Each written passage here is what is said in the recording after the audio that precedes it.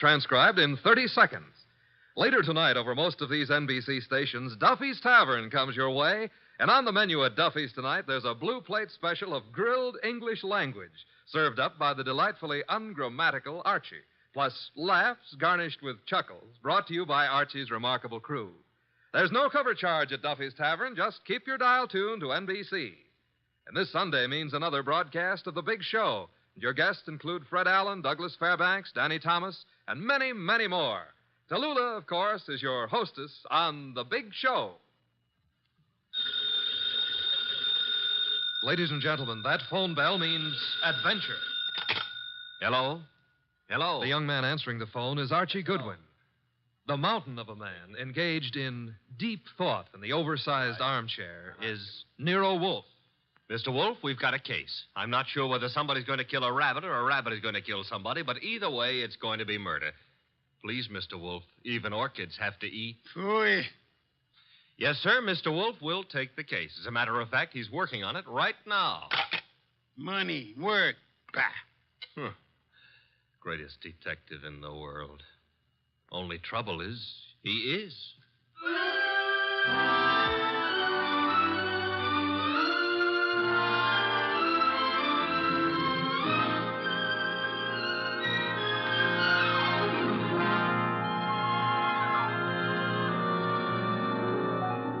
Yes, ladies and gentlemen, Archie is right. Nero Wolfe is the greatest detective in the world, and the fattest, and the least energetic.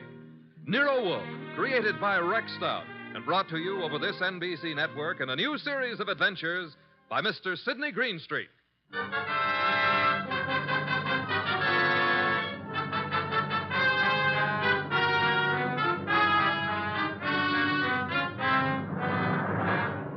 Tonight, it's the case Nero Wolfe likes to remember as the case of the friendly rabbit.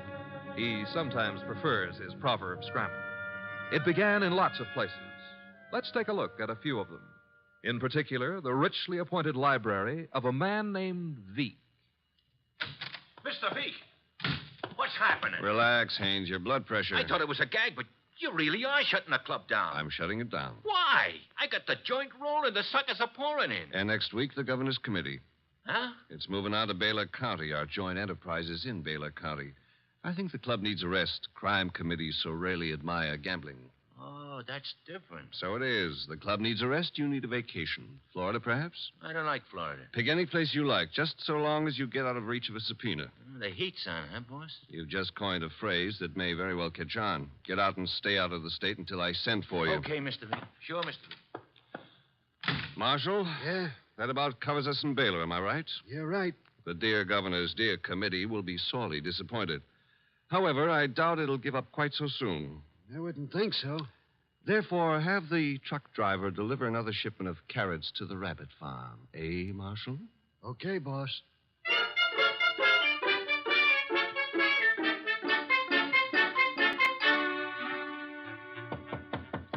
Come in, Williams. Good afternoon, Governor. Good afternoon. Williams, I'm disturbed. The crime committee, sir? It was doing well, very well. And then I know, sir. there's a leak. Someone is passing on confidential information. Who? That's the problem. Who? Started 3 weeks ago. A three-man committee, Wilson, McCarthy, Tolliver. One of them, Williams? I'd stake my life, sir, no. Then who? You've forgotten Collier, committee secretary. You have reason to suspect him? No, nothing that means anything. Except... You do suspect him. Well, he's been watched, telephone calls checked, mail. I have no reason to suspect him. Except that one thing bothers me. What's that? He has a small farm in Greendale County. He rarely went near the place in all the time he's been up here at the Capitol. But that suddenly changed. 3 weeks ago? Yes, sir. He's been staying at the farm for 3 weeks. Is there anything unusual about that farm? Nothing unusual. Except Jimmy Collier has gone in for raising rabbits.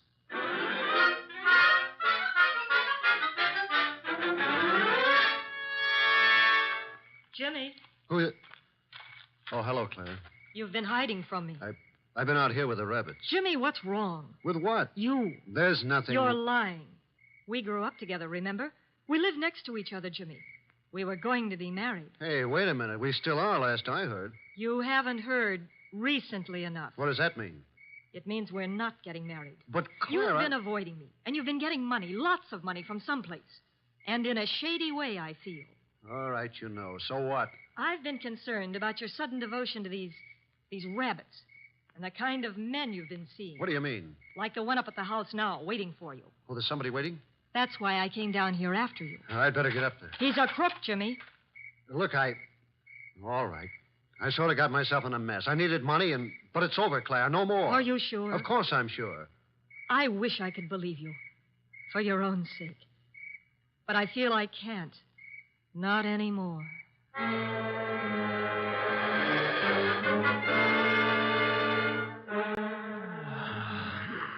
Archie, Yes, Mr. Wolf. either stop breathing so heavily or Take the evening off? stop breathing. Old Dr. Tidmouse wouldn't approve of that. Who in blue and assorted blazes is old Dr. Tidmouse? My family doctor. Mavis keeps your puny mind, but you don't have a family. Answer the phone. Oh, but it might be a case. It might be very important. It might mean work, Mr. Wolf. Archie, WORK. You've got millions in the bank. Why worry? confound you. Do you want me to answer that phone myself? Now you've got me. No, Mr. Wolf. Couldn't let you knock yourself out lifting a telephone receiver. Nero Wolf's office, Archie Goodwin speaking. What? Wait, Mr. Wolf is to go up to Greendale at... Oh, now, look, friend. Mr. Wolf does not go anywhere, and that includes Greendale. He wouldn't stir out of the house for anybody short of the... What? I see. Yes, sir, in an hour. Goodbye. Mr. Wolf, brace yourself. You've got an appointment with a Mr. Williams at the Starlight Hotel in Greendale for 1 hour from now. You're insane. No, I'll admit I've been tempted. Sure, were it not for the fact that often the native hue of resolution is sicklied o'er with a pale cast of thought, Quoting Hamlet will get you no place. I would fire you. And then who would drive you to the Starlight Hotel in Greendale? I'm not going to Greendale. Nevertheless, in an hour you will be there. And who, may I inquire, says so? The governor of the state.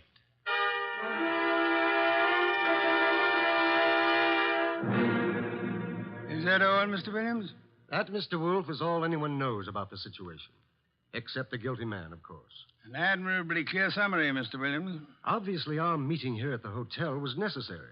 I couldn't be seen entering your house, nor would it have been advisable for you to visit the governor. I can appreciate that. You're quite sure I need pay no attention to anyone on the committee except James Collier? Quite sure. Police surveillance of Collier is deemed unwise. He has suddenly taken interest in rabbits, but although keeping them may perhaps be considered suspicious, it is hardly in itself of value.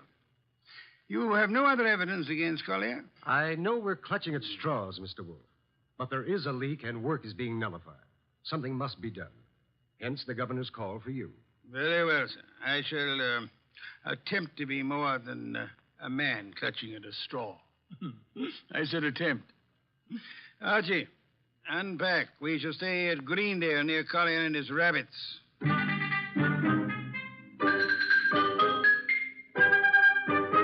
Mr. Wolf? Mr. Wolf? Oh, naturally, I know that shutting your eyes and pushing your lips in and out indicates you're thinking feverishly, but there's nothing for you to think about. Three. Oh, I accept your correction. What are you thinking about? Hotel beds, they're notoriously flimsy. Oh, you gave up on the case so soon. Fiddlesticks. I already know exactly what role the rabbits play in our problem. Therefore... We're going to drive out to Collier's farm? You are. While you test the hotel beds, fine.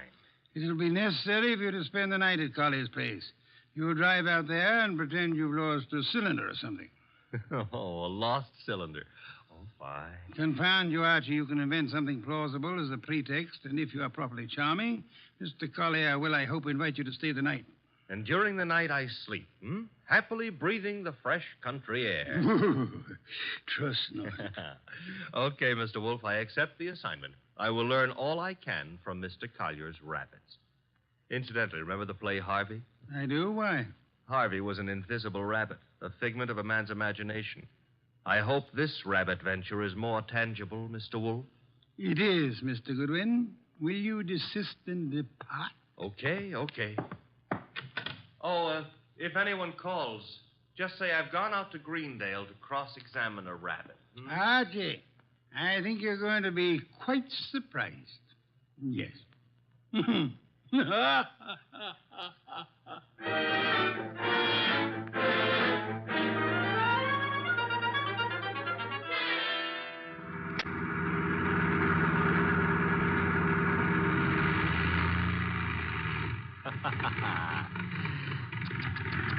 Running out of gas, and me such a big boy. Ah.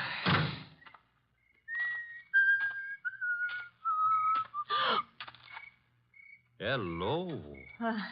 Hello? That tree a friend of yours? The tree? Yeah, the one you're clutching. Oh, I was leaning against it. It's an idea, but not a good one. Trees are notoriously skittish. The instant you really need one, they're out sowing wild oaks or something. You sound as if you know a lot about trees. Oh, I do. I was brought up in one. Look, now, if you really have to lean, I can recommend No, thanks. Huh? I tried. Nice moonlight we're having. My name is Goodwin, and blondes call me Archie. I'm not blonde. Brunettes call me Archie, too. And what do redheads call you? Oh, we'll just skip that, huh? And your name is... Claire. Claire. I approve. Now, you may not believe this, but I have just run out of gas. You think I might wangle some up at your house? My house?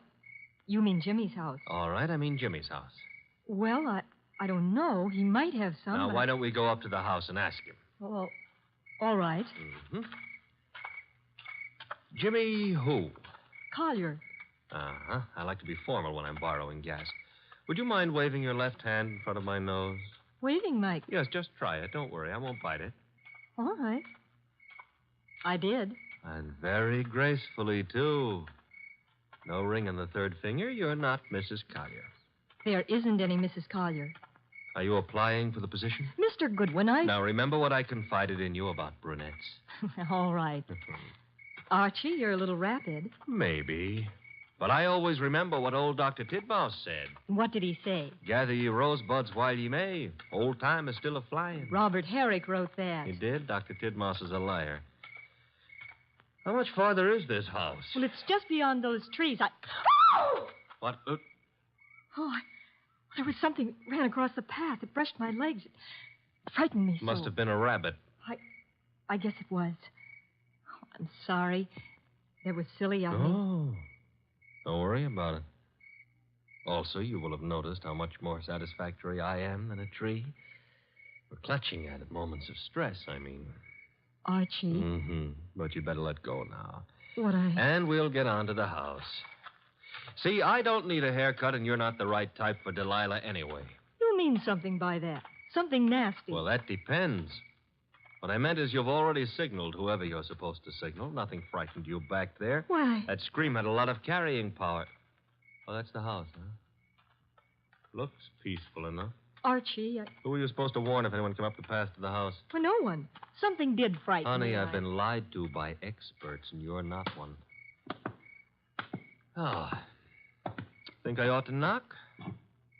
No, we don't think I ought to knock. Dark inside, except for a handful of moonlight filtering in through the windows. Kind of early for Collier to turn in, isn't it? I wouldn't know. Let's go find out. Now, relax. Grandpa's making with the chimes. Time is, 10 o'clock. Oh, it's getting late. Come on. This would be the living room, filled with early American furniture. The early Americans would be pleased. Nothing here. What's that door lead to? I don't know. Or won't tell?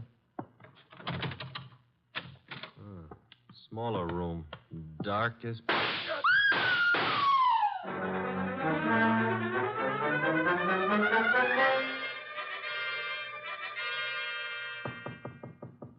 Come in. Put the beer on it. Oh, you're not the bellboy. I'm sorry. I should have remembered to bring some beer. Indeed, and you are? I'm a fellow guest at this hotel, Mr. Wolf. My name is Veek. Veek, yes. A criminal of moderate intelligence and immoderate pretensions. We won't quarrel, Mr. Wolf. I've something to offer you. You and your boy Goodwin didn't drive up to Greendale for the exercise. I dislike exercise. Shortens life. James Collier lives nearby. The Governor's Committee on Crime is unhappy. There's been a leakage of information. It hasn't helped them in their work. But it has helped you. You wouldn't have left your house in New York on any ordinary job.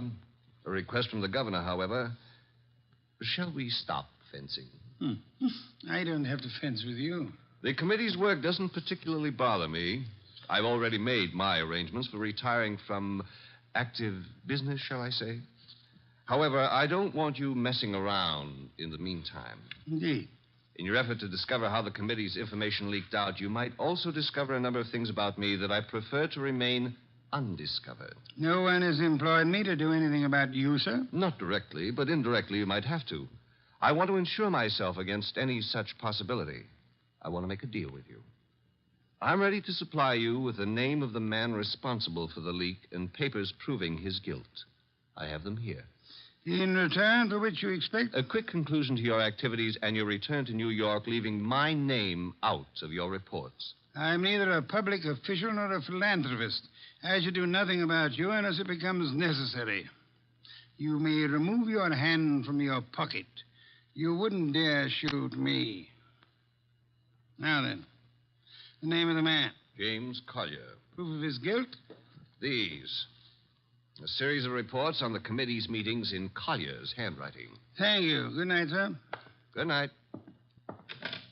And I hope for your sake that we do not meet again. Phew. Archie, answer it. Oh. Hello? Mr. Wolf? Yes, Archie. I'm at the Collier place. Since it takes only 10 minutes to get there, may I congratulate you on your speed? I've been at the Collier place for nearly an hour. Doing what? Oh, meeting Claire for one thing, discussing rosebuds. Your delay has been explained. Good night. And for another, I was being around when someone got murdered. Ah, you laid hands on the murderer? No, the room was dark. By the time I got Claire untangled from me and started looking for somebody with a gun, he'd left. I see. And the dead man, of course, is James Collier. No, sorry. Found it had to be. Who was he? Total stranger. Archie. I'm not being difficult. There was no identification on him. Strange. A description.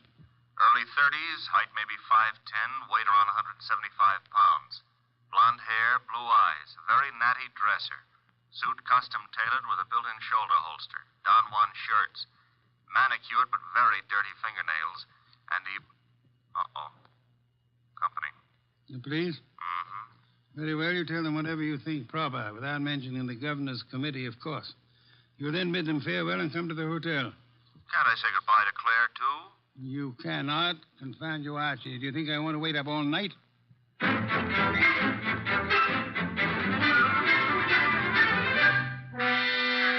Police were not happy about letting me go, but I threatened to tell you on them, so they gave up.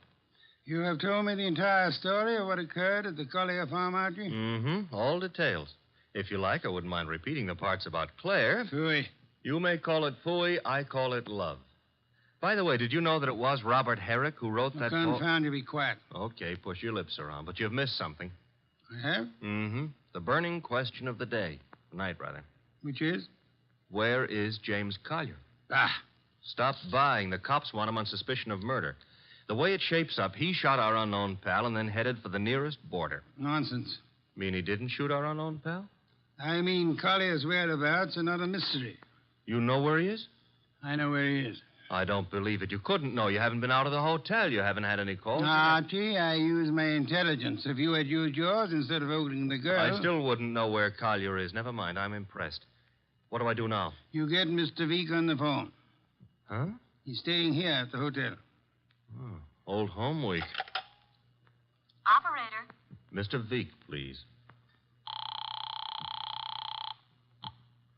Hello? Hello, Mr. Veek. Who is this? Mr. Wolf wants to speak with you. Just a second. Here you are, sir. Thank you. Mr. V, where were you at 10 o'clock? Why, on my way to the hotel. You checked in at... 10:15, then came directly to your room. One other question. You have an employee, a man in his early 30s, blonde-haired, blue-eyed, and well-dressed. Am I correct? Yes, that is Marshall. No, that was Marshall. Good night, sir. Having done that, whatever it meant, we now go to sleep? Phooey, we go to the Collier farm. Okay, but why? Because, Archie, the time has come to cross-examine the rabbits.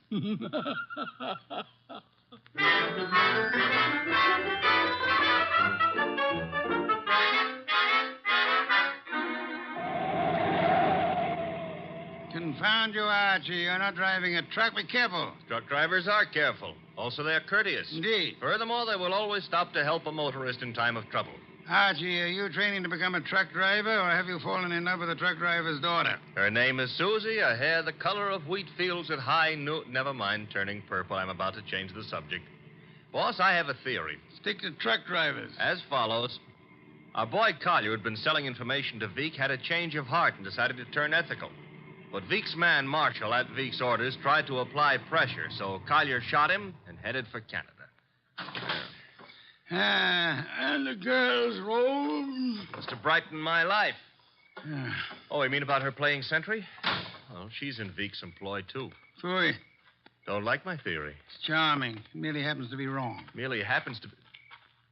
Why is it wrong? Because, Archie, of a dead man's dirty fingernails, Marshall's fingernails. Oh. Well, you made me bring you to the rabbit hutches. We have arrived. There are the rabbits. Go ahead, cross-examine them. Good many hutches. A large pen for the rabbits to run about in. Notice that they're all cowering at the far end of the pen, ran as we entered. That's because they don't like us, maybe, huh? One of them, however, seems to be friendly. The one up here, and at the corner opposite us. Oh, yeah, there is one here. He's not friendly, Mr. Wolf. Indeed? He's dead. Somebody stove in his skull. Interesting. What's interesting about a dead rabbit? He may be dead now, Archie, but he was friendly. Too friendly.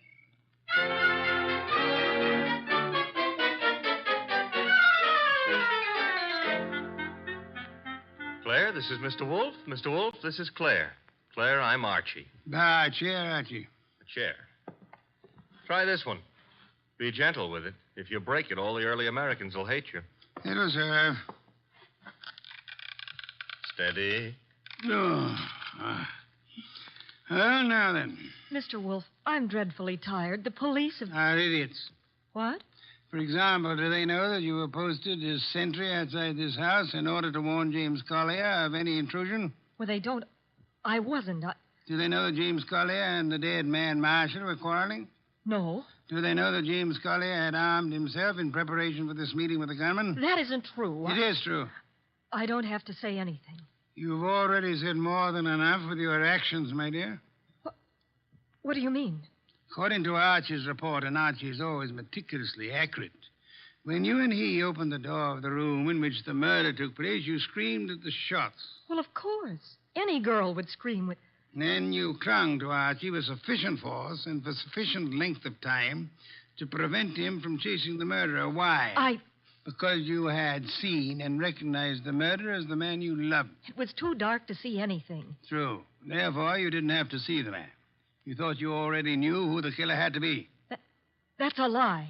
You're shielding James Collier, aren't you? I'll never admit any of it. Never. May not be necessary. Archie. Yes, Mr. Wolf? Get hold of that policeman outside and remember what happened to one particular rabbit. Well, look around for freshly dug earth.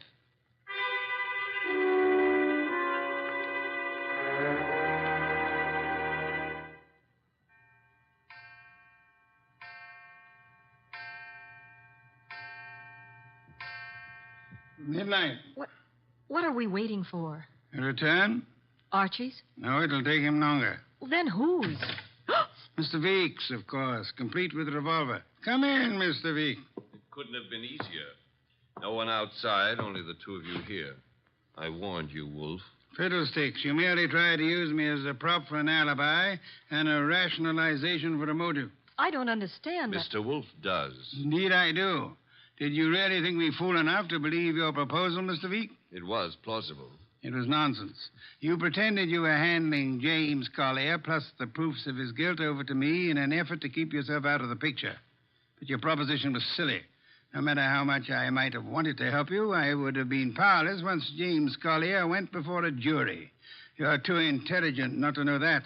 That couldn't have given you enough to go on. It didn't. You yourself gave me more. I did. When you came to my room, you told me you knew Mr. Goodwin and I had come to Greendale, checked in at the hotel. I did. However, when I phoned you later and asked for an account of your movements between 10 and 10:30, you replied that you had driven to the hotel, signed in, and came directly to my room. Obviously, you already knew of my presence in the hotel. How? Only one way you could have known. You had seen Archie at some time prior to the time you checked in at the hotel, and the only place where Archie was here, at the farm. Yes, which told me Mr. Veek had been here at the time of Marshall's death. What was Veek doing here? Only one thing. Murder. Then he killed the gunman. No other possibility. But, Jimmy, I thought he did it. James Collier couldn't have killed Marshall because at the time he was killed, James Collier was already dead. Archie! What's this? Leave it, Scotty. Let's play. Drop that gun first.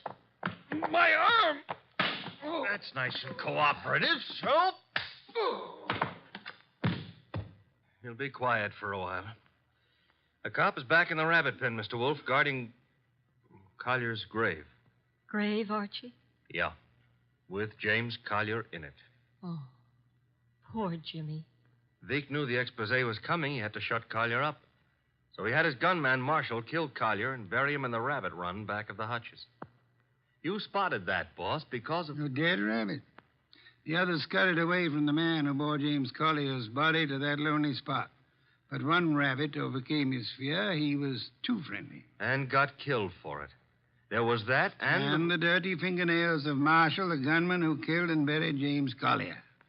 Your description indicated extreme neatness. The dirty fingernails were a wrong note. Yeah, indicated he'd been digging.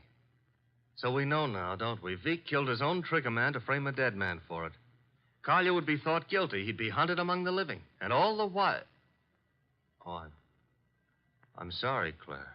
It's all right, Archie. I didn't love Jimmy. That was all washed up. Mr. Wolf, I understand everything, except why did Jimmy suddenly start staying at the farm with the rabbits? He knew he'd be watched. He couldn't risk conveying his information by telephone or the mails.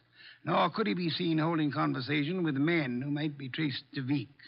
But who would suspect a truck driver delivering carrots for the rabbits as being the go-between for Jimmy Collier and Veek? Nero Wolf. Which is why I hope there's an adequate bed in this house for Mr. Wolf. I'm sure I'll be able to find one. Splendid, Archie. You will have the police remove Mr. Veek, and then... And then maybe Claire would like to go gathering rosebuds, huh? By moonlight? I would like to. Fooey. I shall go up to bed now. I've seen the moonlight more times than I care to remember. However, while you and Miss Claire stroll through the moonlight, Archie... Yeah? You might remember that rosebuds have thorns.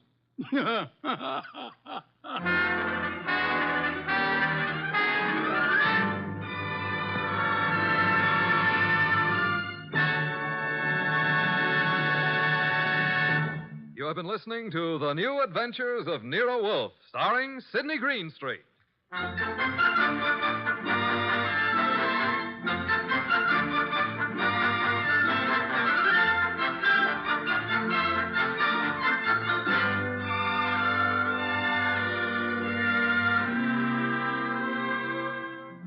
Tonight's transcribed story was based on the characters created by Rex Stout. This is an Edwin Fadiman program, produced and directed by J. Donald Wilson. In the cast were Larry Dobkin as Archie Goodwin, and Martha Shaw, Hal Gerard, Herb Butterfield, Howard McNear, and Bill Johnstone. Next week at this same time, Nero Wolfe and Archie will bring you The Case of the Impolite Corpse. Don Stanley speaking.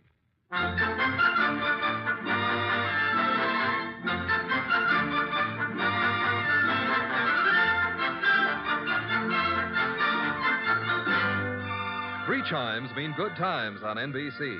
There's no cover charge at Duffy's Tavern. Just keep your dial on this NBC station this evening as Archie the manager...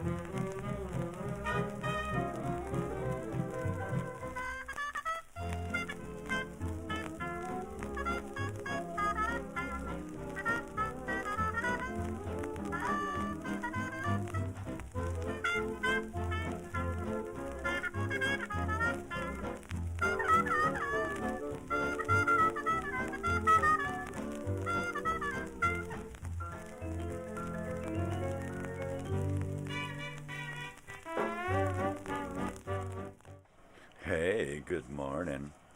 I'm just having that first sip of coffee here. Good stuff. Good morning, good morning. Happy Tuesday. Totally Television Tuesday. Let's talk TV. Anybody got any TV shows they want to talk about? Randall Tex Cobb. That was the fighter that was on MacGyver the other day. I love that guy. He's one of my favorite athlete actors, you know.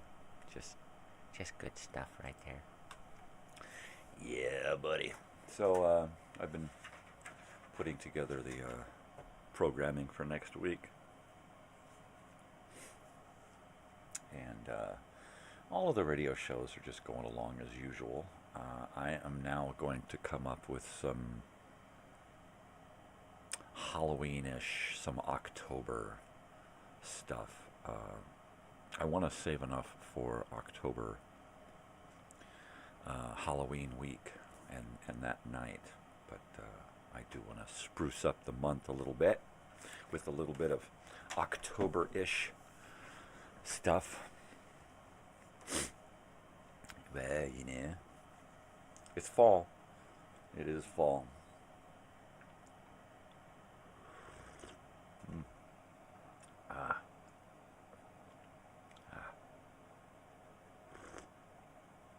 Oh, yeah.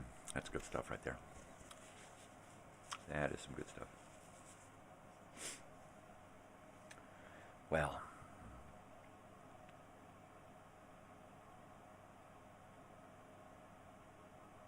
trying to figure out what it is I did yesterday.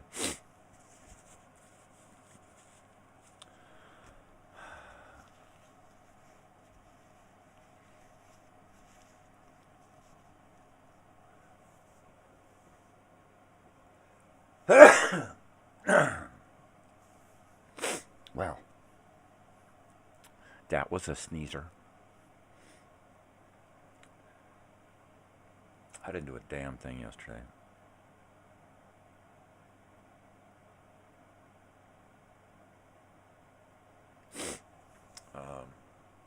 I'm sure I poked around a little bit on my computer, but I don't recall having done much of anything. I know that last night I remembered that I needed to upload X-1, so I uploaded X-1 for next week. So that's done. I finished with the last one this morning. I've got all of the other radio shows together.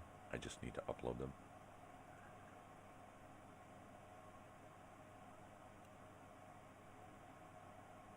Yeah. I did some more reading. I'm just about done with that book. I'm on chapter 21, 22, something like that. Chapter 21. I just finished the chapter on the Fonzie. So I'm kind of waiting to see what happens with Ron Howard on Happy Days. Clint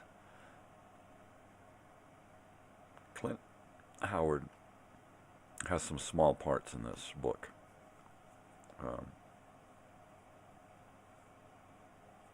I want to find a book written by Clint Howard that's a more full detail of his life, because yeah. Clint. There he is. Totally sweet.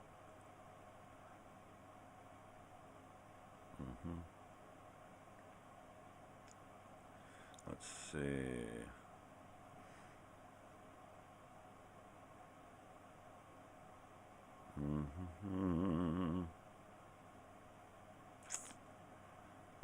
Let's see. Filmography, politics, personal life. Are we gonna any books?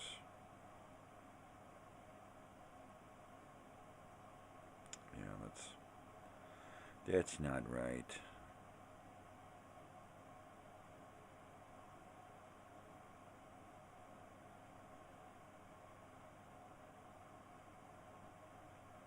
right, this fucking phone. All I want to do is go back. Can I just go back?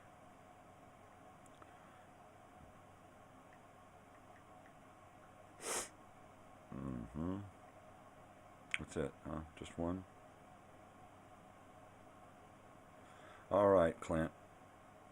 You officially need to come up with another book.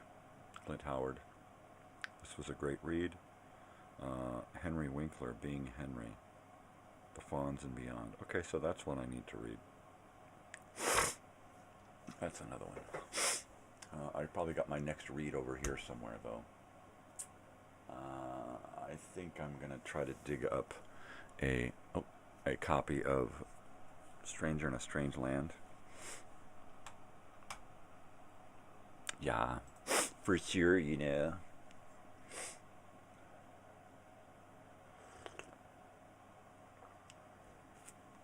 Last night I did a little Minecrafting. I decided to jump into a new world and have a dream sequence.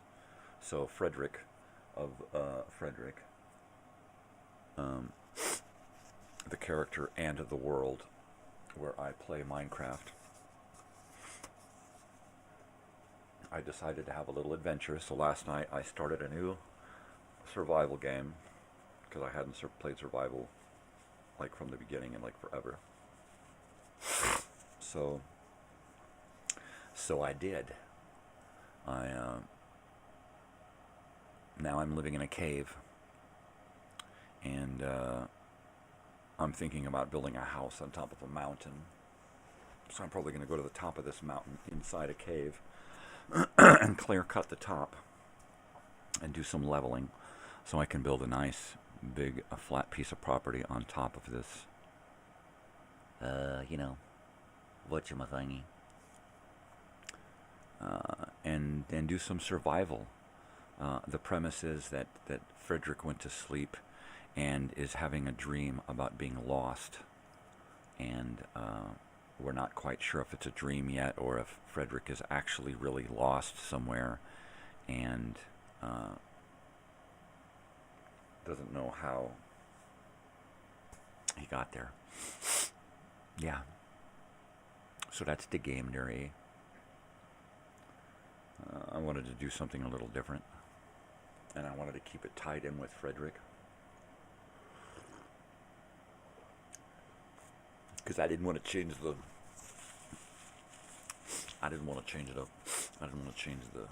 opening.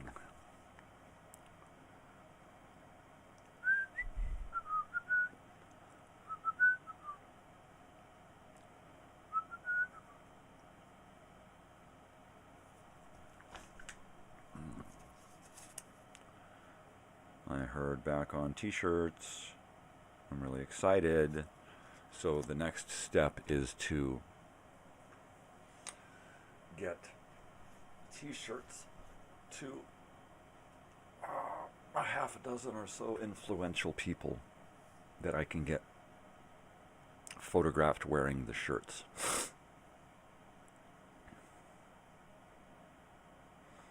So I think what we're going to do is see if I'm going to come up with a price. I'm going to come up with a price for the shirts that is going to get us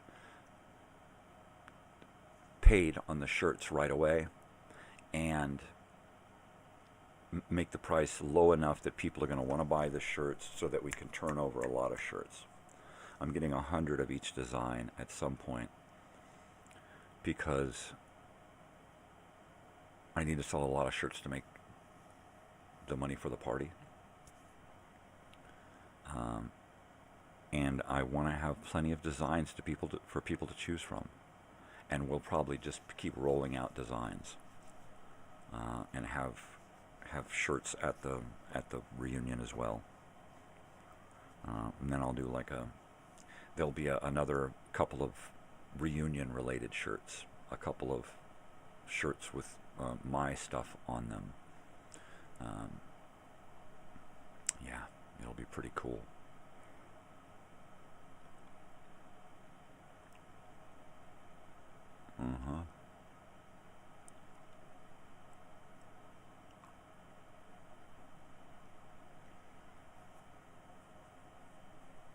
yearbooks, too. I want to do yearbooks. Stickers, mugs, hats, bags. I mean, whatever we can frickin' put logos and shit on, we're going to do it. It's going to be fun. It's TikToking. So I'm going to get with my brother again real soon and have him spread the word that, look, this is the preliminary shirt deal. Send me $50 and I'm going to send you 2 shirts. And then you send me photos of you in those shirts. Or a quick video of you saying, I love my shirt. Right? So we're going to do that. Get some shirts out there, and they'll just say, hey, cash, check, or money order to P.O. Box, yada, yada, boom, bang, beam. And I had my shirts within 2 weeks. That's it. I need to put together orders big enough to make it worth them doing the setup and all the drying and everything, you know. I'm just so darn excited. So we're gonna celebrate. Kmart. They just finally closed their last remaining brick and mortar store. Brick and mortar. Brick and Morty. What? Morty and Rick? What? Brick and Morty. Shut up. Shut up. Shut up. Shut up. Okay. Like, for sure. For... Oh my God. Oh my God. Yeah. So friggin' pumped.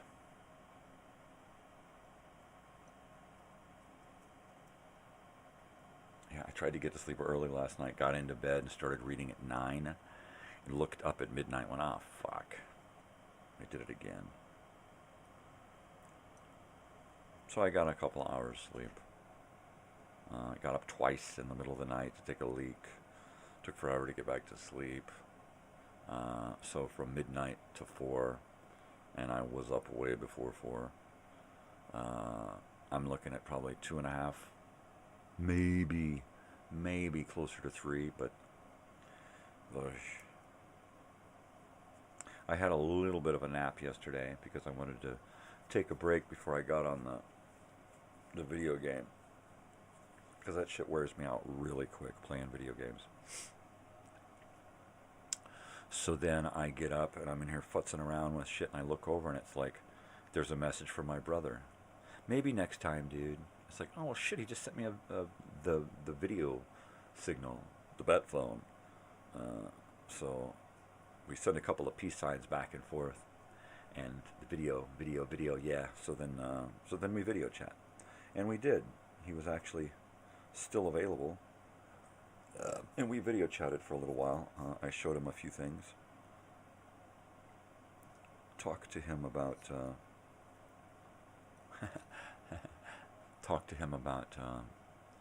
Weird Al. I guess he saw Weird Al in concert with his daughter. His daughter was unimpressed.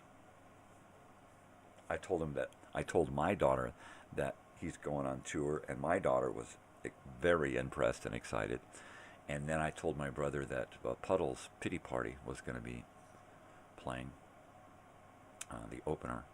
And he's like, who the fuck is that? And I played War Pigs, Black Sabbath, done by Puddles. And he's like, okay, this is kind of weird, right? And then I played Gilligan's Island theme done to the music of Stairway to Heaven by Led Zeppelin. And he said, okay, now I get it. Now I see that this is kind of a Dr. Demento type thing. And I said, well, yeah, kind of, yeah, in a new modern way. But yeah, he does novelty songs, but mostly he does remakes of classic tunes in his own pitiful, puddly way. So I don't know. I'd love to be able to go. I don't see myself going to many more concerts, really. I see myself checking into a hospital.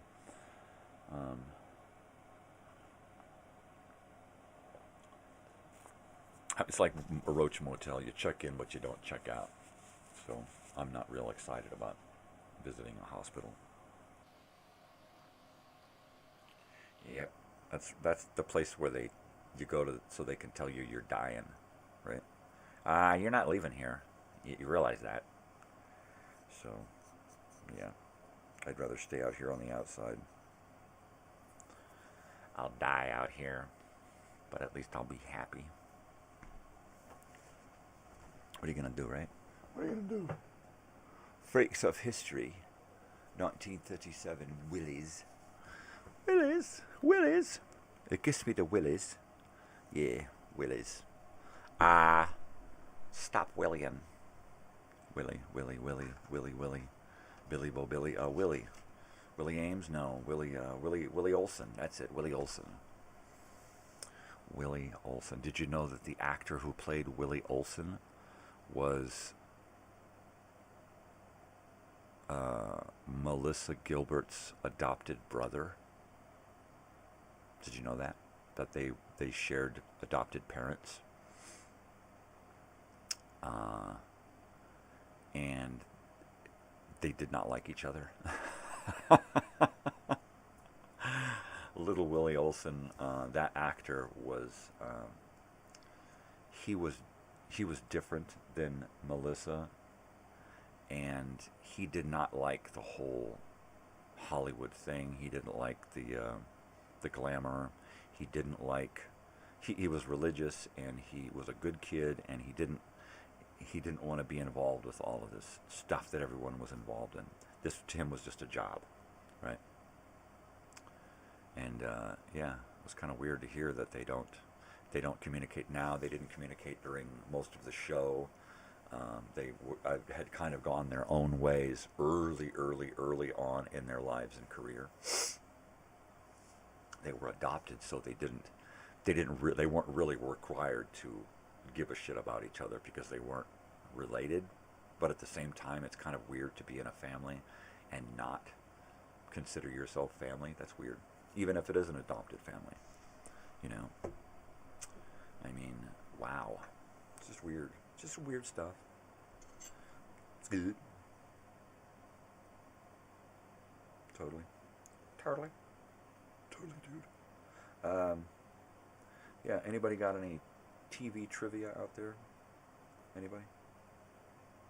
Stuff about. Did you know that Willie Ames? Speaking of Willies, Willie, Bo Billy, banana fana for Philly, me, mama, Millie, Willie.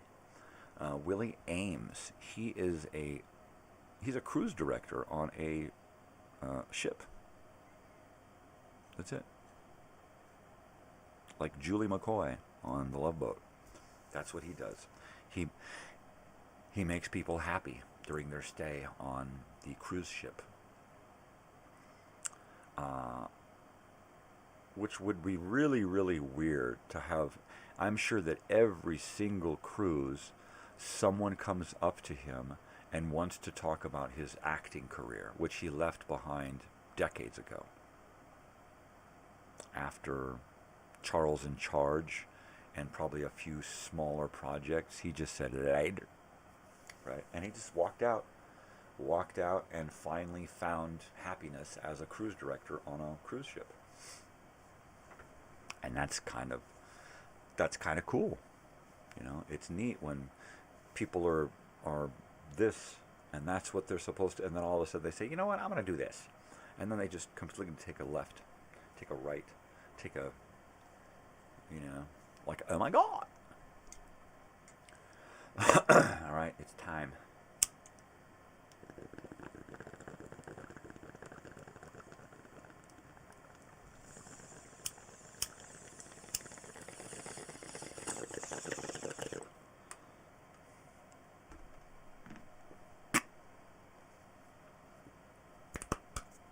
Kennebunkport. Kennebunkport.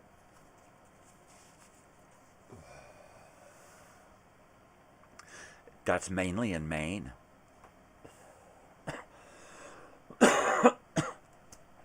what was it, Bush? The Bush family used to wind up in Kennebunkport, Maine all the time. Kennebunkport.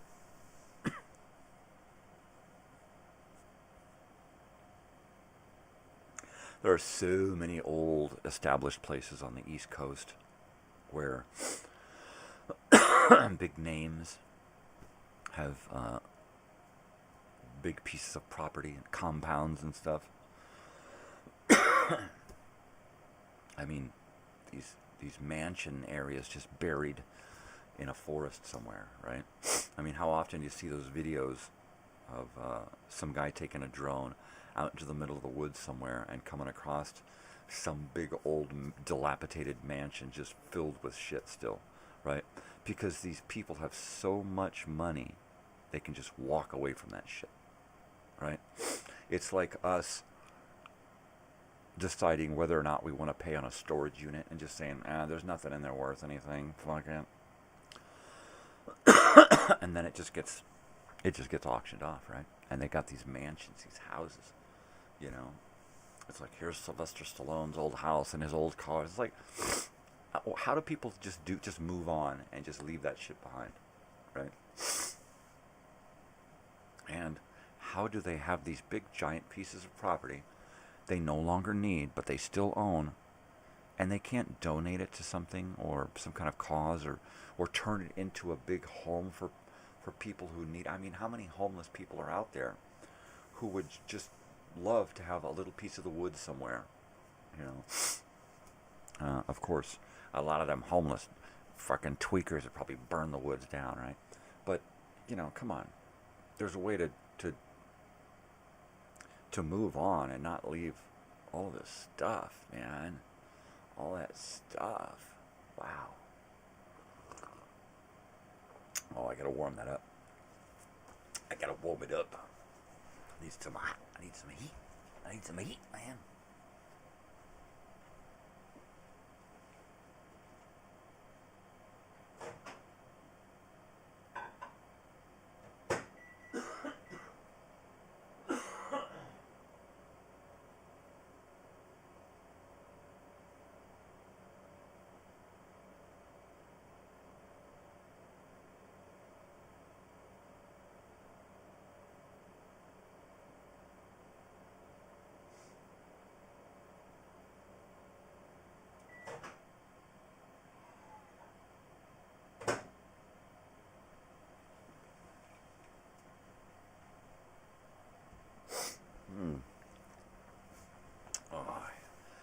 So my daughter gets home last night with my wife, and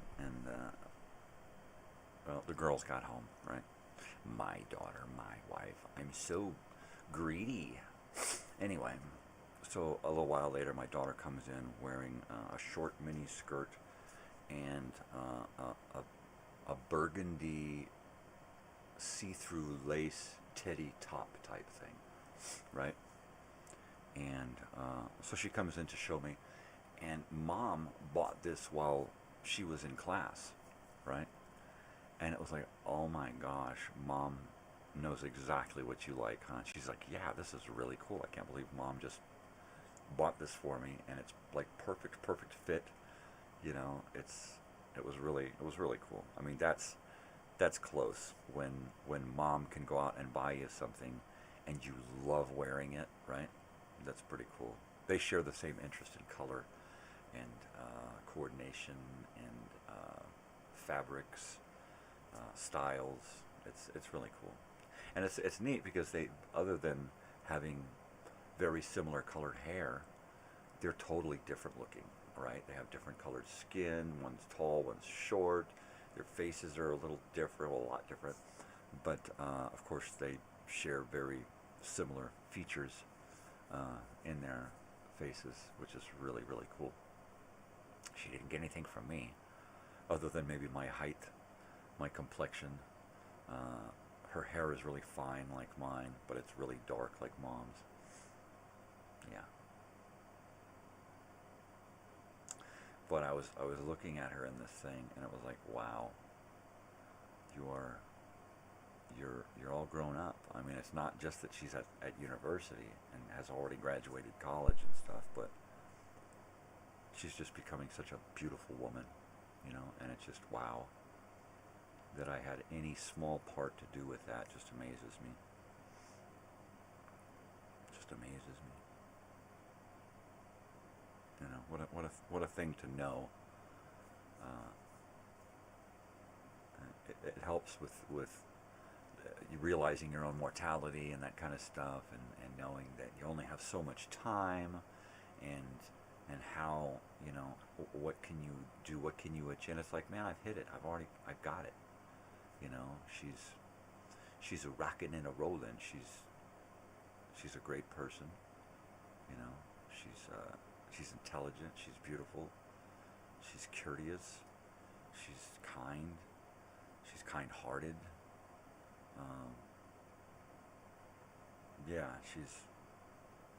So I feel really good that, you know, that I get to leave the world with her as my replacement, so to speak, my stand-in, the next in line.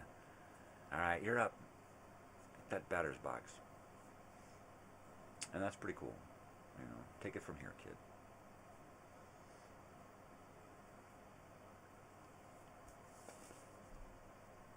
So as much as I can do and teach between now and whenever, that's pretty much it.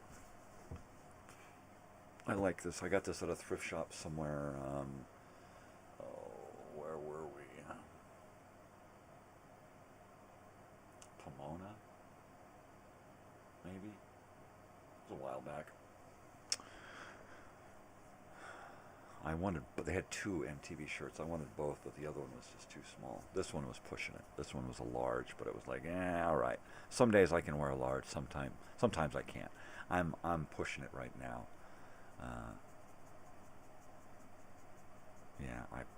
My weight fluctuates, but it only fluctuates around the middle. My torso gets bigger and smaller, bigger and smaller. Everything else just stays gangly and noodle-like, legs and arms, but my torso gets bigger and smaller.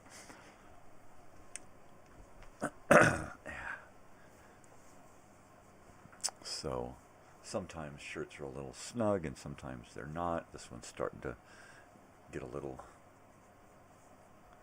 snug here because of my boobies. My boobies are getting big again. So yeah, Television Tuesday, man.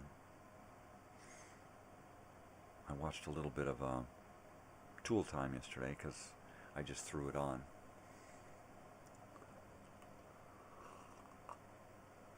I heard they're going to reboot that. Very sad. I wonder what kind of...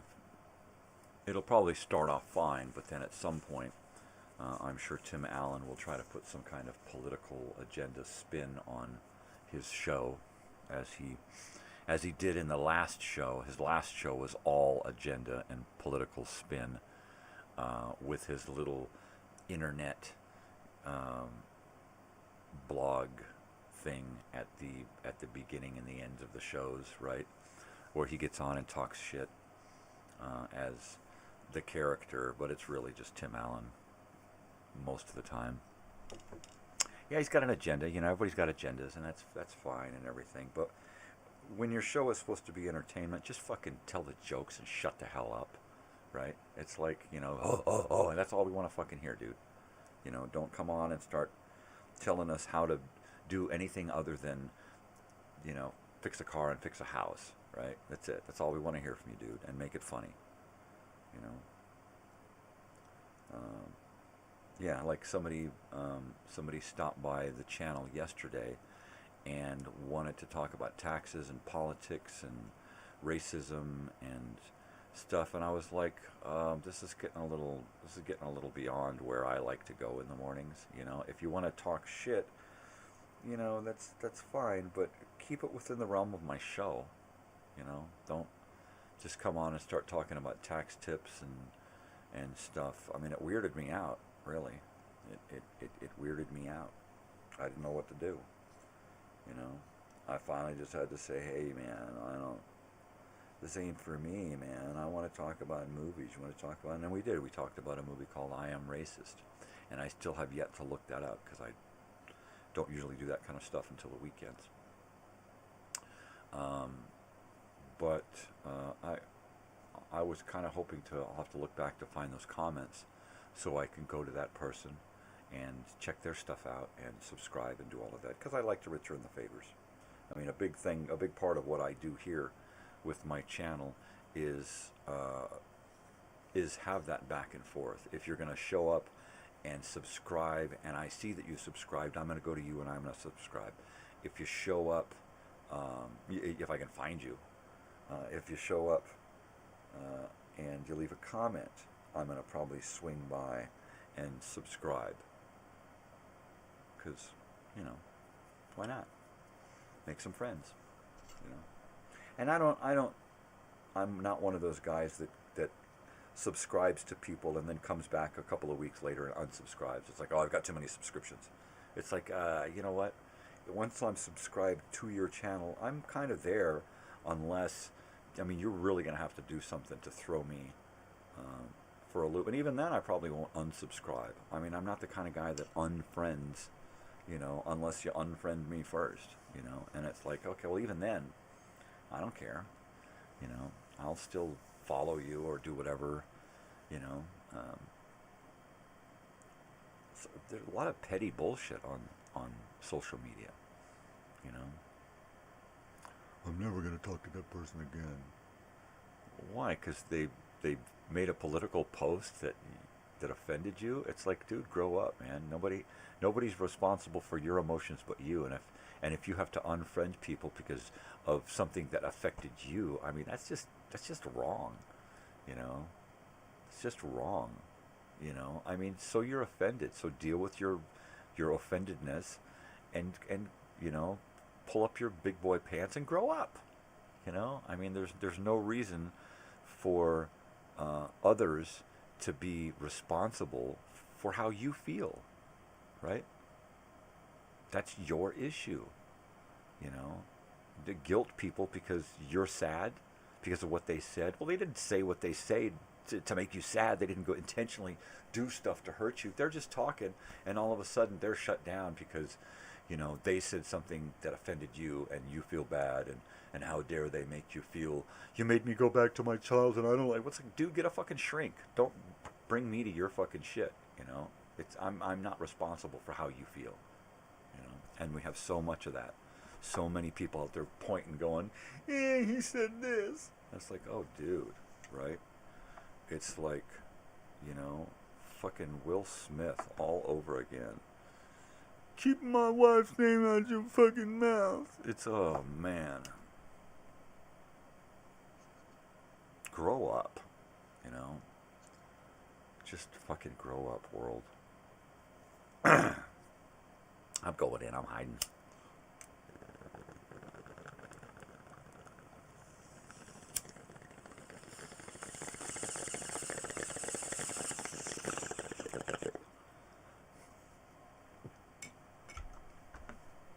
So I'm reading this book,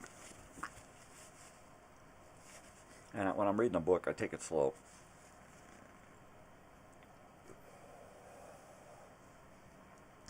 Mainly because of a brain injury I sustained as a kid.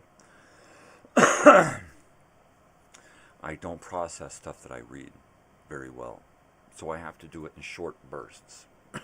I have to do a page or two at a time. Sometimes I'll do 4 or 5, 6 pages. A couple of chapters. I mean, a couple of paragraphs, a couple of pages. No more than a chapter. I'll take little breaks. I'll read, you know, a page, 2 pages, and then I'll take a break for, you know, 2 minutes. And then I'll go back in and I'll read another page, 2 pages. If I don't do that, if I don't stop and let my brain absorb stuff, it just, pretty soon I don't remember what I just read. Gosh. So,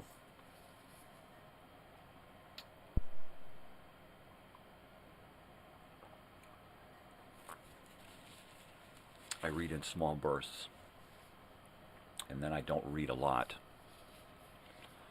If I read an hour or 2 hours, I'm not even going to get through a chapter, you know, because I'm reading slow, I'm reading deliberately, and I'm taking little snippets of breaks to just absorb that stuff in, so that when I think about the book later, I can think back to something I read and remember it.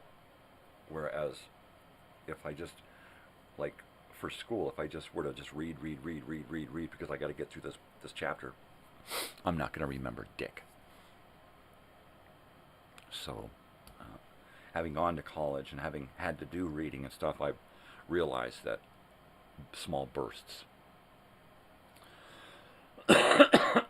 So it can take me a little time to get through a book, but I really enjoy it, and it's really colorful, you know.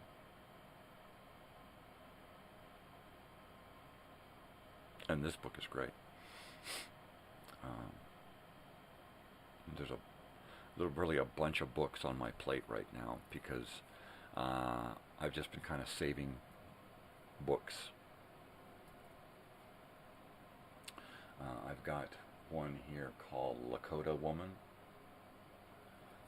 and it's about a woman, and a Native American woman who was involved during the siege of Wounded Knee in 1973, Wounded Knee 2, as they refer to it. And it was made into a movie, but I have yet to get the movie. The last time I saw a copy of the movie, it was like on VHS, and it was like $80 or something. It's like, no, I'm gonna wait. I'll find a good copy of it on DVD or something somewhere. And mainly, I want to read the book because it's going to be more in depth to the story. And it's a fictional tell of a factual event. So it's going to hold a lot of truths, either way you look at it. And then there's a couple of other books with the same historic event.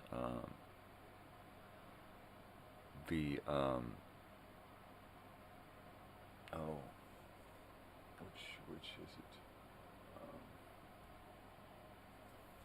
I think it's over in this thing here. Oops.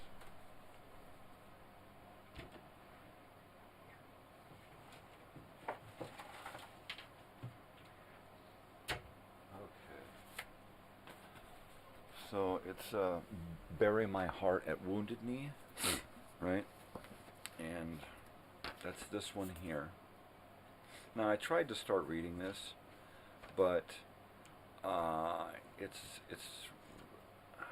it's heart-wrenching. I mean, immediately it starts off with let's go out and round up savages and slaughter the women and children first, right? I mean, it's just horrible.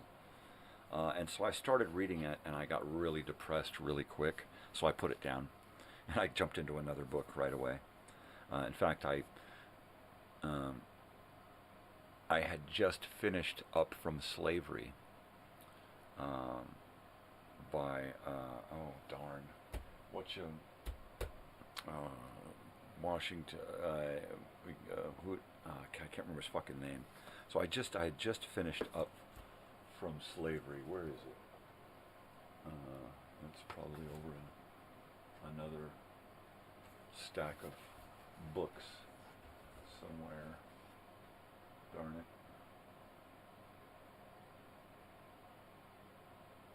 Yeah, but it was, and then I just saw another book that I think I want to pick up. So anyway, so I finished that one. I thought, okay, well, I'm going to finally pick up Bury My Heart at Wounded Knee. Here's the DVD dramatized version of it, but I don't think I want to get into that. And then here is Wounded Knee, an Indian History of the American West, kind of a companion to Bury My Heart at Wounded Knee. And then there's a factual book about the timeline. This is how it happened. This is where it started. This, this is how the event went down from moment to moment. And so this is kind of a roadmap of how it happened, right? Whereas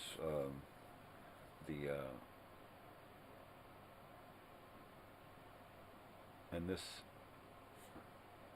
from the Indian side of you. And then here's a creek called Wounded Knee. And this is a fictional story of the first Wounded Knee in 1890s deal. And so this is kind of kind of one of those Native American love story. Let's tie the facts in with some kind of cutesy story. So I'm iffy on that one. But Lakota Woman is similar to that, A Creek Called Wounded Knee, in that it's factual in a fictional story. At least that's what I am understanding about it. But quite honestly, I think I'm going to get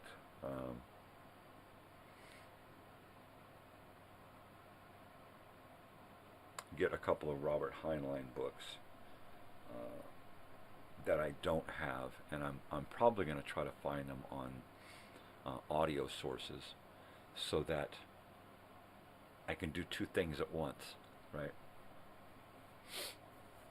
So, and especially the books that I want to reread, but don't necessarily want to sit and take the time to read them. Right now I'm listening to Michael Crichton's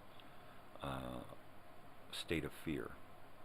So I'm going to, and it's about, I don't know, was it 6 or 8 CDs, and I just have them as audio files. So I'm going to finish up that.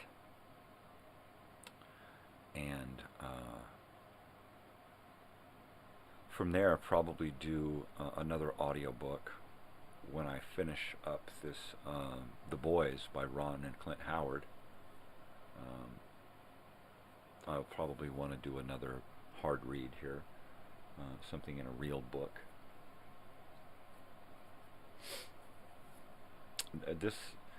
The Boys is great. And it's neat to be able to get that much into somebody else's life and the factual events that they were involved in and the people they were involved in. But I think I'm going to have to keep with the bouncing back and forth between, fantasy and reality. Because let me warm up this coffee. I'll be right back. Because it's a fun place to be, kind of in between both.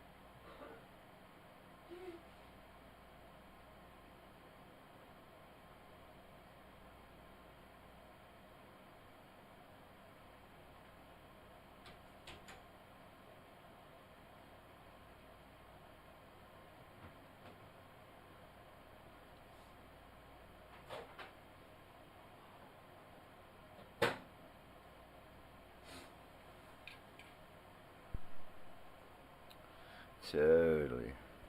So the other day on YouTube, I found some great Lenny and the Squigtones from Laverne and Shirley. So, back I was just reading about the Fonzie craze on Happy Days, and how they were going to turn it into Fonzie's Happy Days during the 3rd season, because they were going after the ratings that Dynamite JJ was stealing, and they dropped in the ratings because of Good Times. So they wanted to really go crazy with Happy Days, and so at some point, halfway through the first, 6 seasons or so, they actually put out albums when they had Laverne and Shirley running and Happy Days running at the same time. They actually put out records, music records, right? And Fonzie's, he didn't even sing on it. I think it was somebody else going, "Hey yo, hey," that kind of thing, right? In fact, do I have a Fonzie? I do have a Fonzie around here somewhere. I don't know where the hell it is. Fonzie. Where's the Fonz? I don't. If I look real hard, I could probably find the Fonz. But I probably won't look real hard. Star Wars, soundtracks, TV stuff.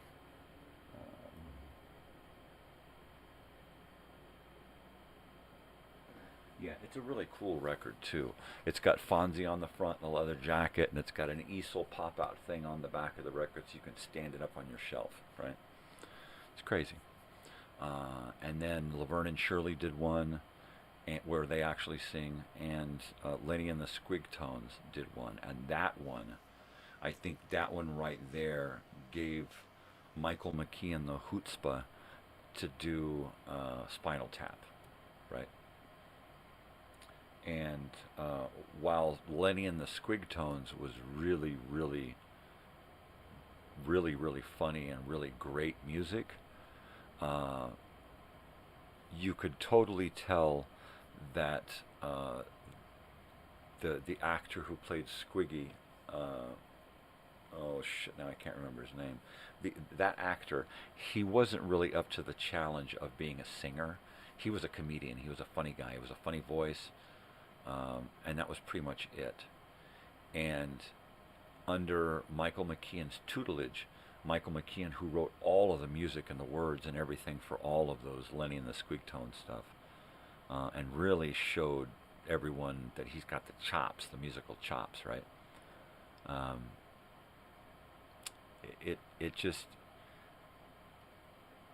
think it was hard for him to move on without David. I think that was his name, because they had worked together for so many years as a team, doing a lot of different stuff,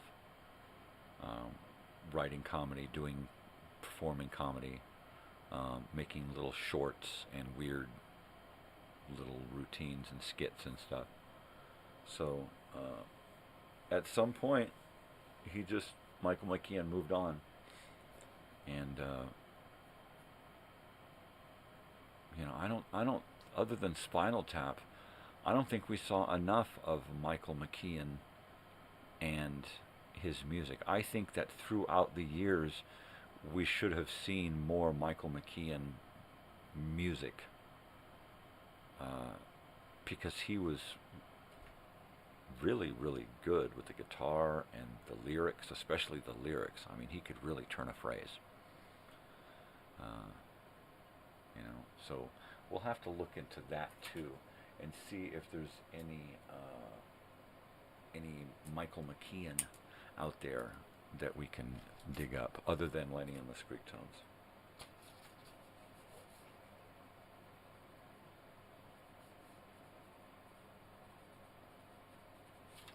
Yes.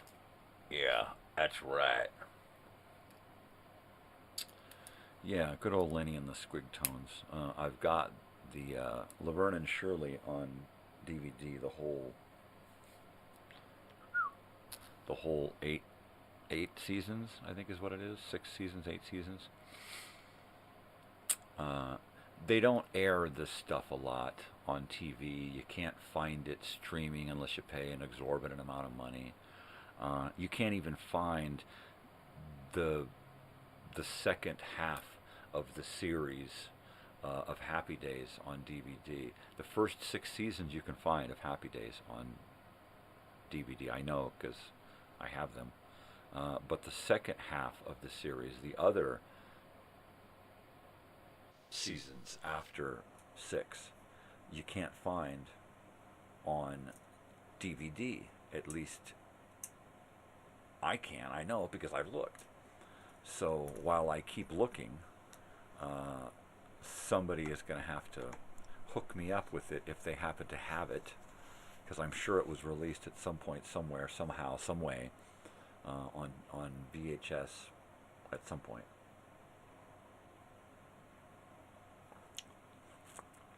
Or maybe somebody has a copy of it, you know. Maybe somebody, because that would be great. For some reason, I have Steve Martin in my head singing "You'll Be a Dentist" from Rocky Horror Picture Show with Rick Moran. Not Rocky Horror Picture Show. God, what am I thinking?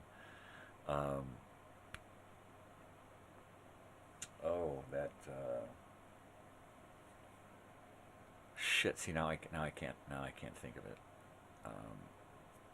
The guy who has the plant who comes to life and drinks blood. Anybody. Rick Moranis is in it. Little Shop of Horrors. There it is. I know I've got it here on my computer. So yeah, Little Shop of Horrors.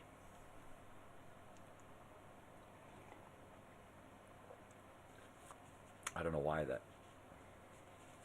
Steve Martin is singing in my head this morning. I just downloaded a 1978 Wild and Crazy Guy Steve Martin special. I haven't watched it yet, but it is on my computer in case I want to. In fact, in case I want to, I can watch any episode of Saturday Night Live from the beginning all the way through the 70s, 80s, 90s, 2000s, all the way up. Any episode. And I can download them onto my computer. It's easier just to go and watch them rather than download them, because that's a lot of hard drive space. And at first it was like, oh my gosh, I'm going to download every one of them. I was like, what are you thinking, dude? Just make it one of your favorites and you come back to it anytime you want. Why, you know, and then just watch it there on the website rather than have to go through the hassle, you know, of putting all of that extra shit on my computer. Dude, man. Winger doodle. Doodleage. Wing dang wang dang do dang wodle. Wadangi. Yeah, that's crazy stuff, man.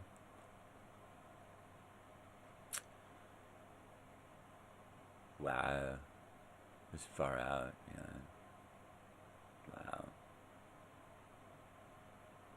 I think it's about time that I do another bong hit, right? Because it is morning time, and my body is deciding that it remembers what this pain is, and I don't want to remember what this pain is, so I'm going to kill some pain, and then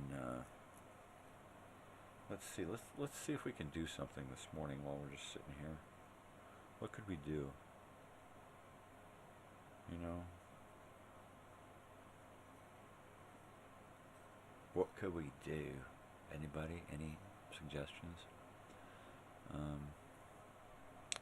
Let's see.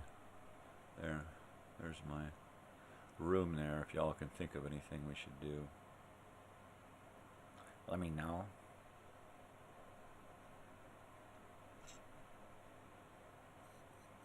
All right, Steve Martin, stop singing in my head.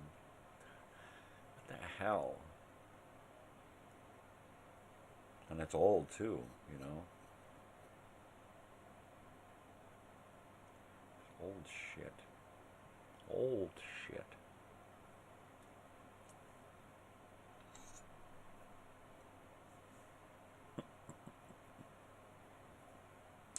Yeah, my music video. I need to work on that. It's finished. It's uploaded.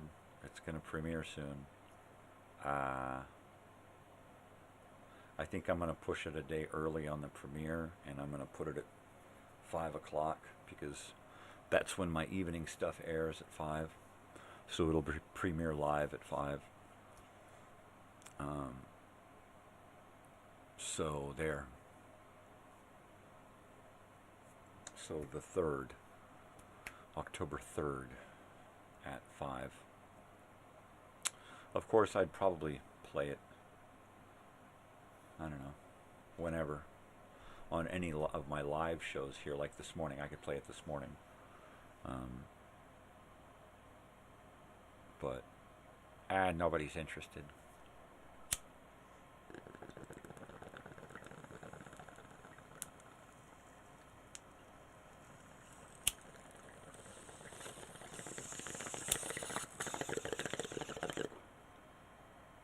Did my camera just blink?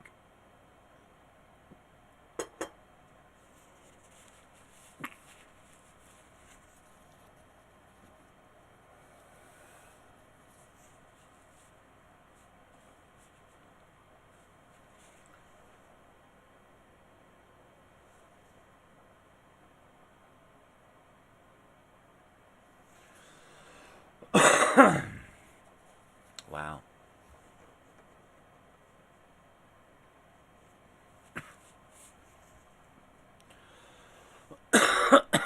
I'm going to do something that I do when I want to remember something and a post-it's just not going to work. So I write down a little note on my hand, because who doesn't look at their hands, right? I don't look in the mirror, or I'd write something on my forehead, but that'll remind me to water these plants behind me. I can't water them too much because then they'll just turn yellow and get all weird. So I have to just pay attention and water them when they look like they need it. And they've looked really good since I dusted them off.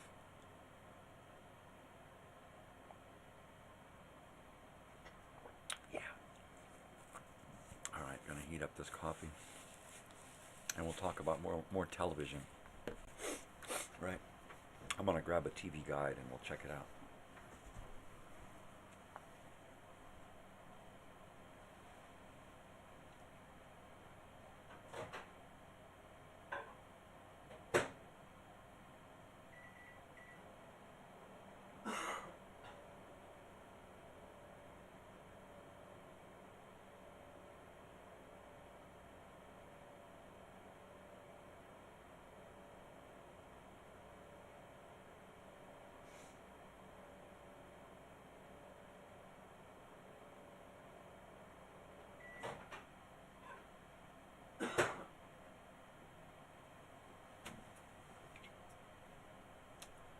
Alright, let me grab a TV guide here. Let me just grab one at random, push my maps out of the way there. Alright, I'm going in, I'm going to grab a couple at random and pull them out and see what we get. Alright, so out of my my cubby of TV guides and a couple of 8-tracks and some posters from concerts, we pulled out some TV guides. We've got, this one is, well, this is WKRP in Cincinnati. You know what? What do we got here? Can we do that? Is that going to work? There we go. So that's WKRP in Cincinnati. This is David Hartman. I'll remember David Hartman.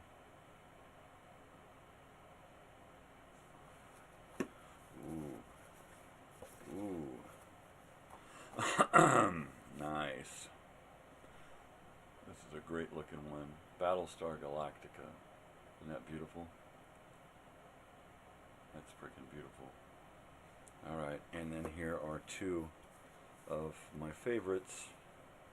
Alright. Of course, Little House on the Prairie. That's a great painting, hand painted. Alright. And here is another hand painted Little House on the Prairie. Kind of a watercolor. Right?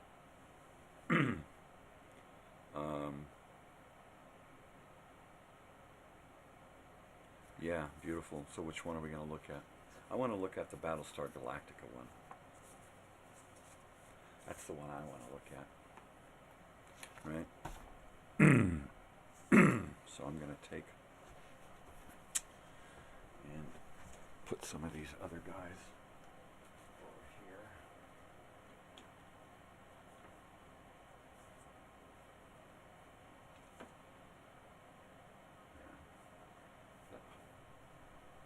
David Hartman. Who the hell is that? I don't know. It's a David Hartman. Mary Hartman? Mary Hartman? No, David Hartman. David Hartman. That's it. You know who David Hartman is. A not so great actor, TV show host guy. He probably did some records too, huh? Everybody did fucking records. Lauren Green, he probably did a Battlestar Galactica sing-along, right? Everybody. So let's see, this is the Battlestar Galactica. On the back we've got some Moore 100s, more 120s, more menthol, and more regulars. I used to steal more regulars from my friend Chris's mother. Well, he used to steal them and we'd smoke them. And my other friend used to steal more menthol 100s from his mother. Kind of, in fact, 3 moms smoked those long, skinny, dark cigarettes back then. Back in the day. Alright, so this is September 16th, 1978. Right? RCA announces the Selectivision Film Festival offer. Selectivision. And Selectivision was a video with the Selectivision, the 4-hour video cassette recorder, to simply fill out and send in the special film request. Wow. This is before video stores. So, let's see, let's go ahead and put there. Nice little ad for Selectivision. I hope you can see it on your little tiny telephones. Watch it on TV. Come on, this show's made for TV. It really is. It's a TV show.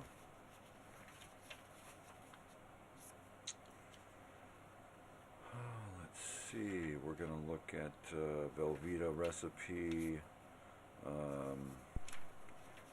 Some Winstons. Good old Winston ad. The Winston Cowboy there. Ain't that keen? The Winston Cowboy. Not to be confused with the Marlboro Cowboy.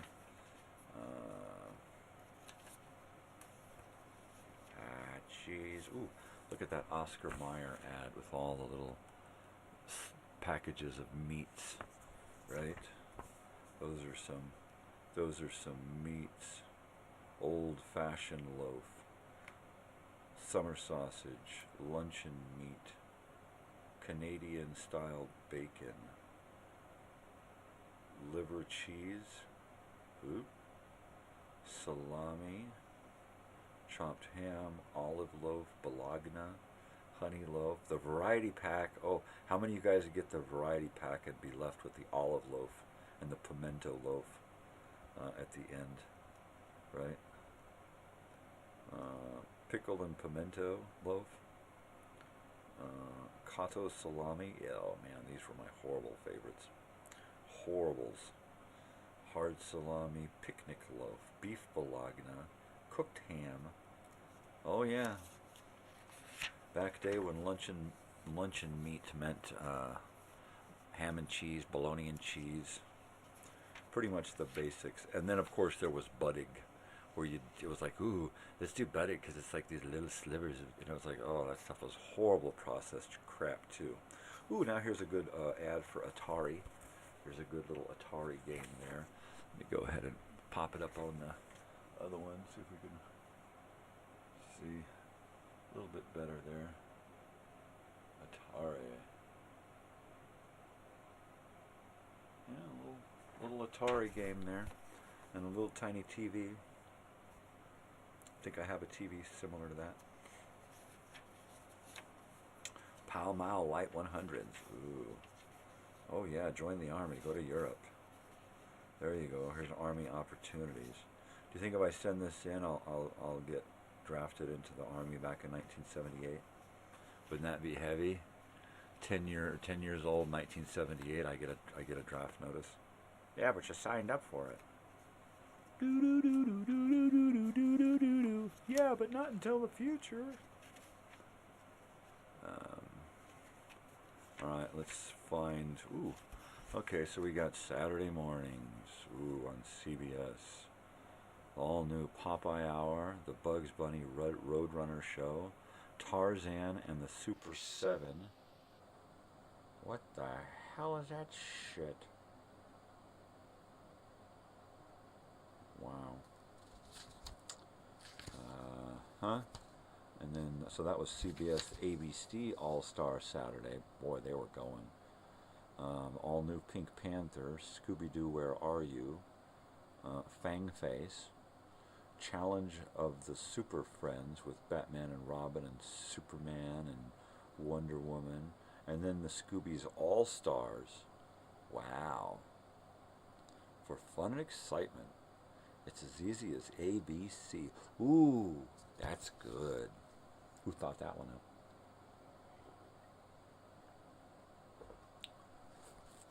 So this is Saturday morning, September 16th, 1978. So this was just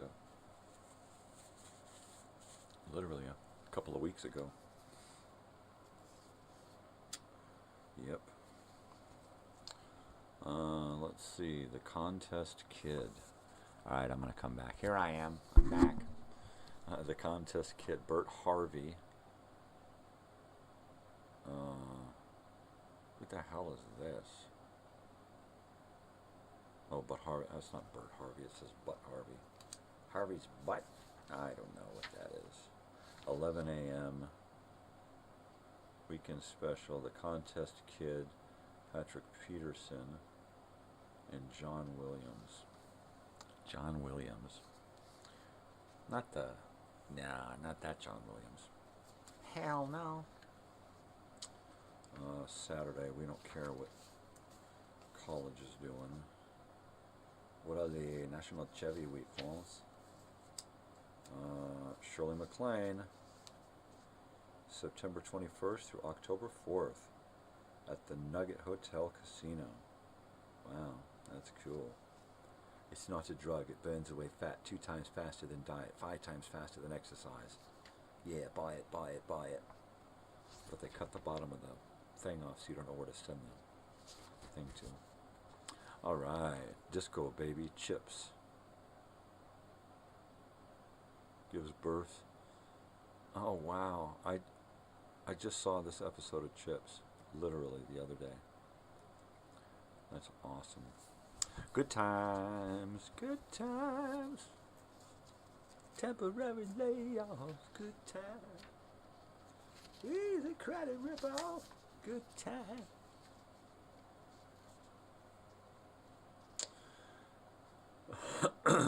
Oh, the John Aston, Edie Adams, Barbie Benton episode of The Love Boat. Wow. That's great. I just saw that episode not too long ago, too. Yeah, that's awesome. Okay, here we go. Radio reruns on cassette only, $2.99 per show. And we got a bunch of Abbott and Costellos, Amos and Andy's, Vickersons, Bob and Ray, Bergen and McCarthy, Fibber McGee and Molly, Laurel and Hardy, W.C. Fields, a bunch of other radio shows, Lux Radio Theater, The History of Radio, Whistler, Mercury Theater on the Air, The Shadow. Well, that's neat. That's neat. All that stuff is so easy to get a hold of now. It's ridiculous. If you'd have paid hundreds and hundreds and hundreds of dollars, thousands even, to create a huge audio library in your house. And now I can literally get on my computer here and download any of these shows in a matter of seconds and be listening to it for free. Anytime.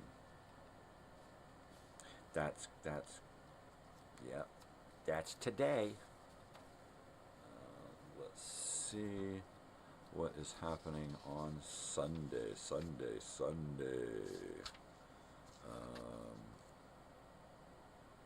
Let's see, September. So we've got Oakland Raiders at Green Bay Packers, right? At 11. On September 17th, 1978. Woo-hoo! Woo-hoo! Woo-hoo! Woo-hoo! We can buy a diesel horn for $9.95. Put that puppy on your car. Oh! Oh! Nice. Drains your battery every time you use it. Totally. We got Welcome Back Cotter. Sunday, Monday. At 6, 9, and 10. Wow. Syndicated. Operation Petticoat. Operation Petticoat with Randolph Mantooth. Wow, he got off emergency. It's no longer an emergency. His career has always been an emergency. He's been on a soap opera for he was on a soap opera forever. Is he still around? Old Randy Mantooth? I don't know, man. 60 Minutes. What is 60 Minutes doing? Let's see, 7 o'clock, 60 Minutes. The World of Disney, Dumbo. Wow. 2 hours. Okay. 60 Minutes. 11th year. The Nielsen ratings. Clips from several new series. And that's pretty much it. Well, that sounds boring. 60 Minutes of crap. I thought it was a news program. Come on. I'm sure it was more than just that. And then Lassie, The New Beginning. Ooh. Oh, and then there's this great full 2 pages of Battlestar Galactica. That's really bitchin'. That's pretty bitchin' stuff. And then the Emmy Awards at 8, 30th annual. Oh, who cares? I love me. Don't you love me too? Everybody love me. Oh. How could we not? You're around all the time. You feel like a family member. Jeez, get out of here. Soundtrack available on MCA Records for Battlestar Galactica. That'd be a cool record to have. Speaking of records, we can get some 8-tracks. Let's get a bunch of 8-tracks here. What is this? Columbia House? Is it? Is it? Is it? Yep, Columbia House. Records and tapes. There you go. 13 tapes or records for just $1.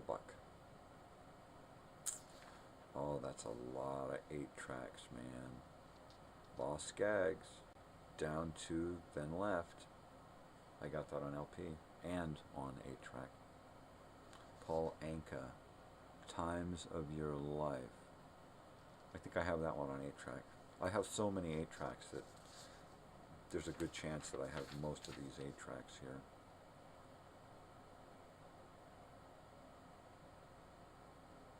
Yeah. It's a lot of Well, like how many actually? Like 1,000 8-tracks. Ah, jeez. Yeah, a lot of obscure stuff, but a lot of record and tape club stuff. Dinah Shore show. Yeah, not my bag of chips. Monday night football, Colts versus Patriots.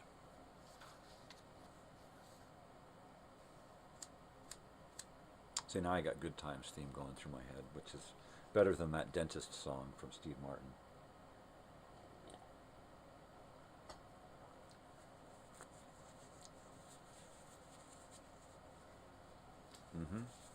I'm telling you.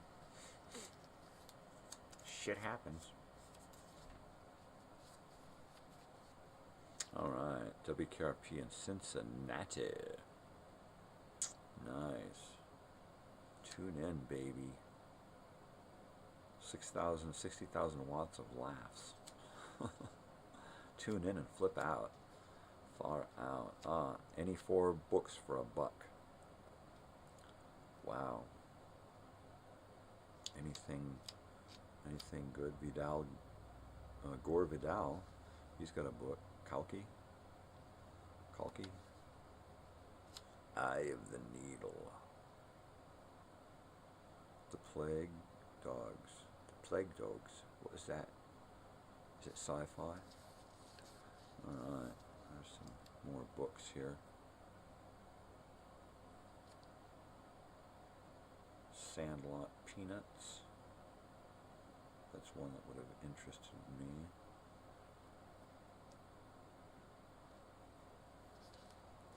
Yeah, 1978, I would have been looking through the TV guide at these book ads here thinking, what kind of book would I get if I read books? Because I didn't do much reading as a kid, as little as possible.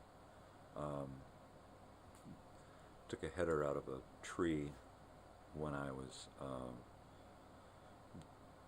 just before 1978, so I think 76, 77 is when that happened. So everything after that was has always been difficult. Reading comprehension was a big issue, so I didn't read. I would go cross-eyed while I was reading. I would get headaches. I would get frustrated. I wouldn't be able to concentrate. I wouldn't remember what I was reading. So I just didn't read. I just gave it up. And I would do as little reading as possible. Just enough to get good grades. C's and B's and stuff.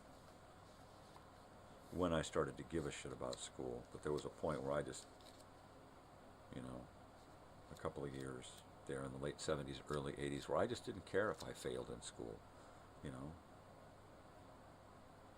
Because what the fuck did I care? I didn't want to be here. They wanted me here. You come do the fucking work and get a good grade. Fuck you. Yeah, I wasn't easy to deal with when I was younger. I tried to put on a facade as best I could at home. But there were some times when I just didn't hold back, not giving a fuck. And at school was a lot of the time when I just didn't hold back. Especially if the teachers treated me like shit, which they usually did. So I just returned the favor, Ooh, look, we got MASH, One Day at a Time, and then Lou Grant. Wow. I didn't see any good books in here that I would have wanted. Nothing really interesting. Raggedy Ann and Andy stories. Nah. People. Yeah. There you go. Monday evening. Ooh, Copper Clad. A huge 10-piece stainless steel cookware set. Only $34.95. Made by children in Taiwan. Right. Now, if you read everything and you read between the lines, and you read the lines, there's nothing has changed. If you watch any of these shows or broadcasts, nothing has changed. There's still agendas. They're still trying to force you down a certain rabbit hole to go, oh my God, oh my God. Especially the news broadcasts. Nothing has changed but the names. The names and the dates have changed. Mrs. Sundance, Elizabeth Montgomery. Ooh. The 3:30 movie on Tuesday. 3:30 movie? Jeez. Where is this? Where the hell is this?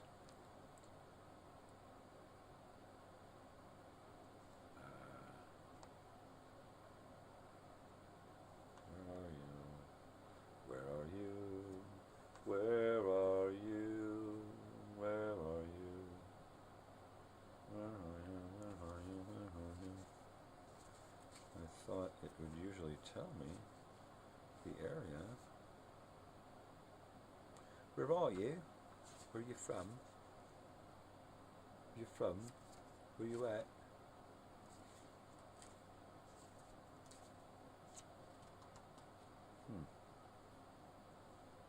Local programming for where? You usually have to tell me up front somewhere.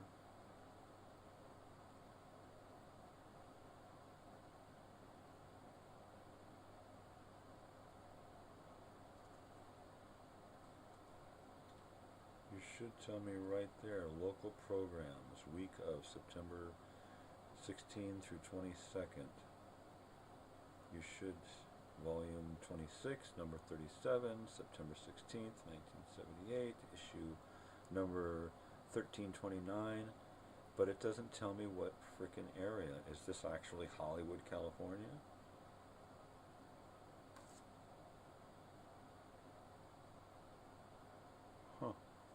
Is it the main area?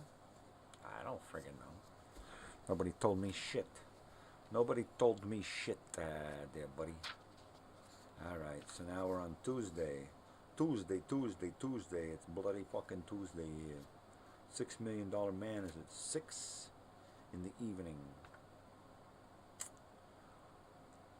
Oh, you Quincy, and then you can stop watching Quincy to watch The Odd Couple, and you can get a double whammy, right?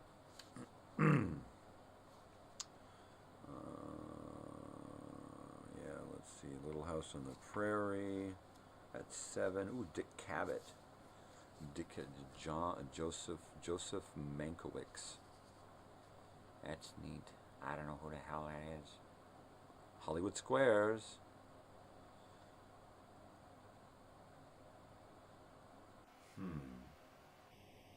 Cheap Show game. Jill St. John, Truman Capote.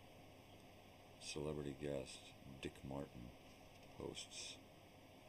Okay, Little House on the Prairie. The conclusion of a 2-part story finds the Garveys and the Olsons also in Winoka, a city that doesn't even have a public school. Charles, Michael Landon, Carolyn, and then it just gives a list of everybody. Okay, so they're in Winoka, right, and then they decide that they got to put together a school, yada, yada, yada. Paper Chase? A new show, wow. And it actually has John Houseman from the Paper Chase. Wow, there you go. Okay, here we go. Happy Days. A new season. Will Fonzie lose a girl to Richie? Ooh. Oh, can he ride a wild Brahma bull?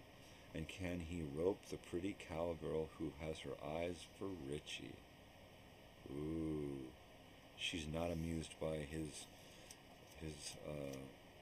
Fonzie antics. Whole new season at 8. Here we go. Will our girls become queens of burlesque on Laverne and Shirley? A new season.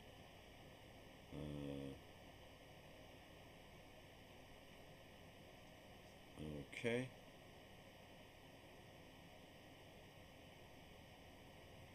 Oh, Shirley gets a bump on the head and she thinks she's a stripper. I remember that.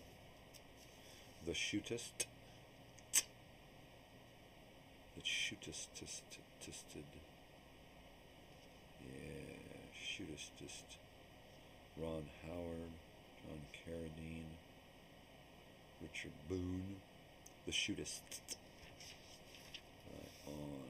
Okay, here we go. Three's Company. In fact, I was just reading how Henry Winkler used to have dinner all through the run of the show, Happy Days. Every Monday night, Henry Winkler and his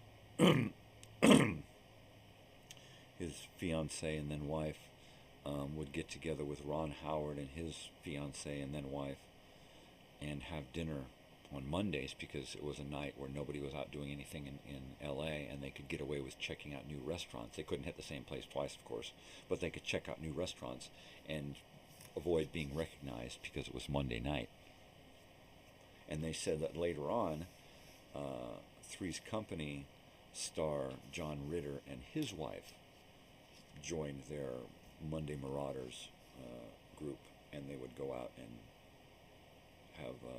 have Monday night dinners together. That was pretty cool. I gotta warm up this coffee. So we're at Three's Company. The girls get pinched on a nude beach. Pinched? Now, what does that mean exactly?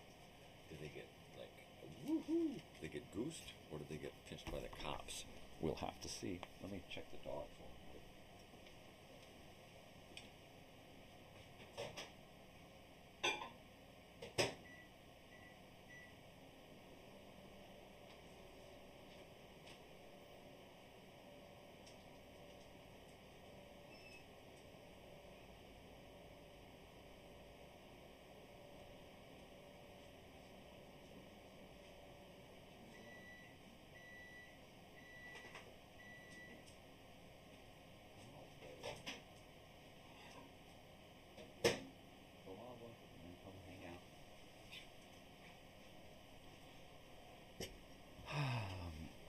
Lort.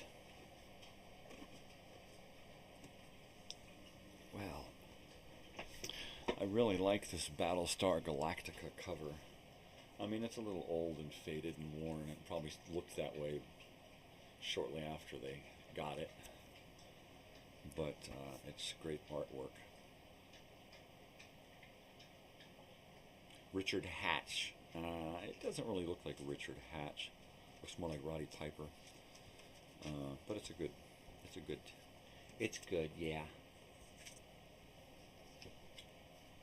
Alright, so next we have Taxi, a new show. Ooh. New comedy hit will rock you with laughter. Yeah, it was definitely a good show. Totally good show. And then Starsky and Hutch, new season. Yay.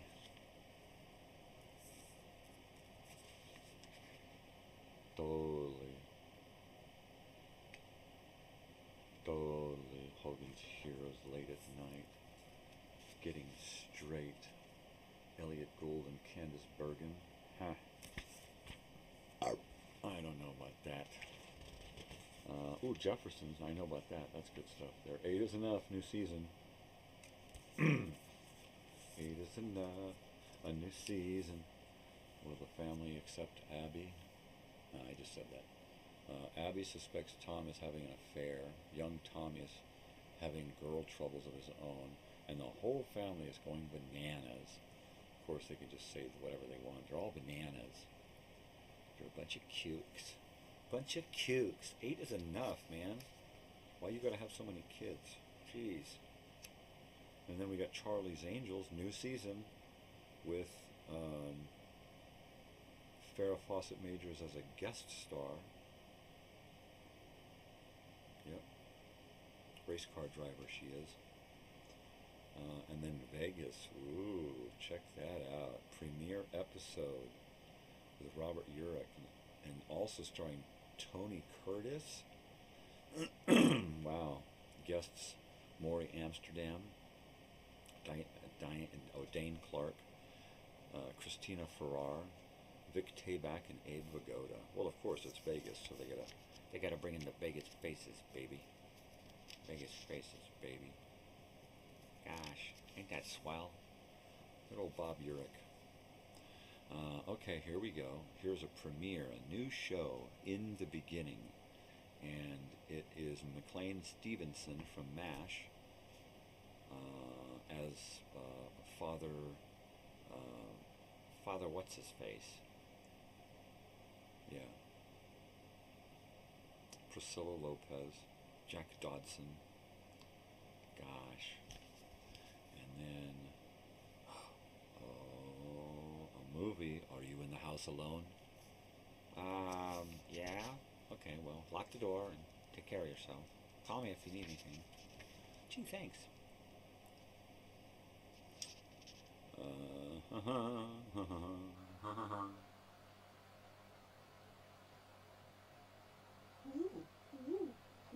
Airport 77.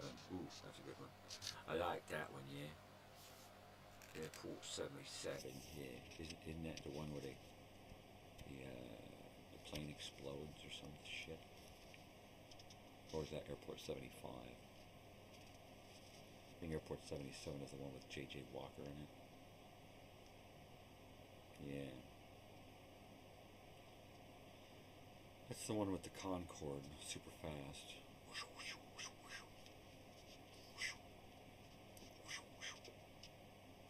They actually make that noise when they're... But, you know, you wouldn't know it now because the Concorde don't fly no more. It's done, baby. Of course, they just say that so that the special people can use it. Because they're special. So, season premiere, The Waltons. Ooh.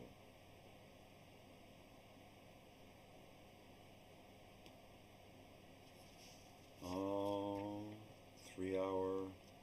2-hour special dedicated to the memory of someone we all knew and loved, Grandpa Walton.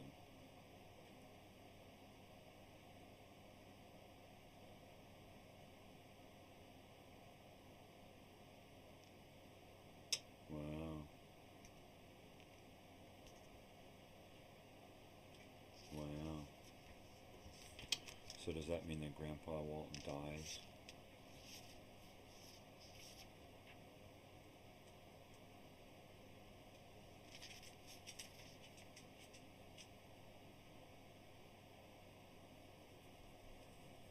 That's right. I believe on the show he dies, and the mom, she just kind of shrivels up and goes cuckoo, and then she has a stroke and she doesn't talk anymore.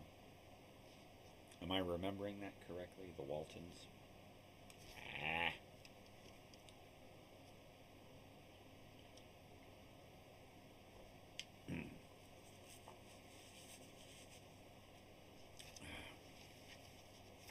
Mork and Mindy, new show. Which means that last season on Happy Days, Mork was there going Shazbot and talking to Richie and making fun of the Fonz, right? And then boom, he gets a new show. Mork and Mindy. Mork moves in with Mindy. Mindy's dad blows his stack. Ooh. Rerun enters disco contest. Hustles into trouble. What's happening? Season premiere.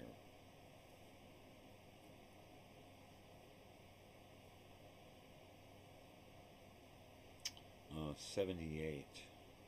I think Mama's still there, right? She left the show after a while. Just got to be too much. A new season of Barney Miller. Jack So is still there.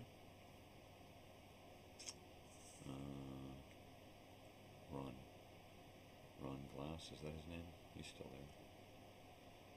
Let's see. Soap. A new season and a new night. Jody, a father? Wedding bells for Danny? I don't know. I don't friggin' know. Thursday evening. Barnaby Jones, season premiere.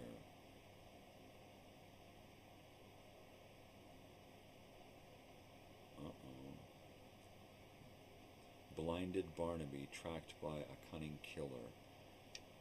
A breath-stopping battle of wits and suspense, starring Buddy Ebsen.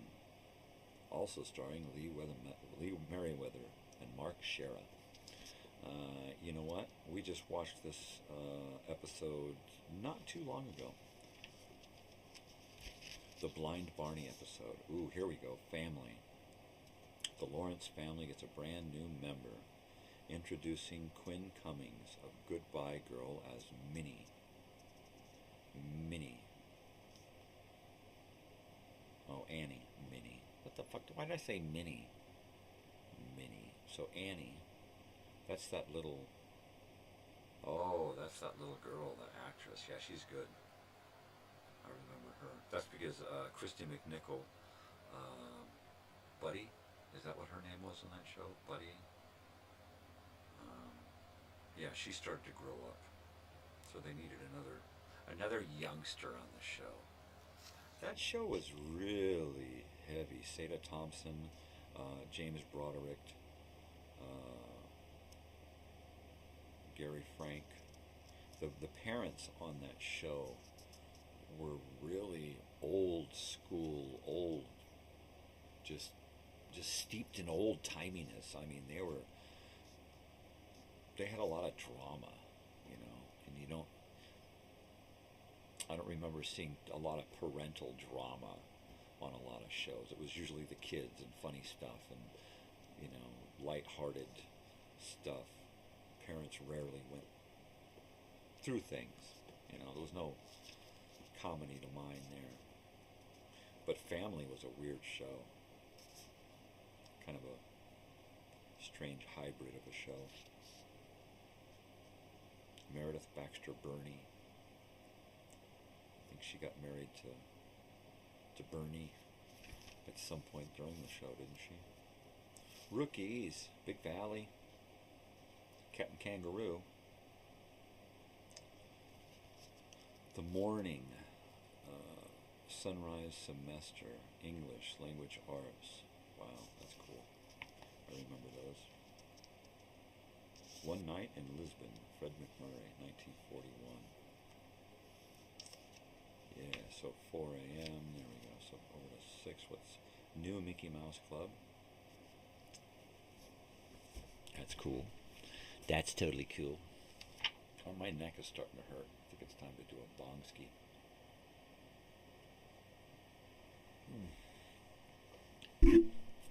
Oh, pardon me. I hate when I bump that stupid microphone, It's such a bumpy thing.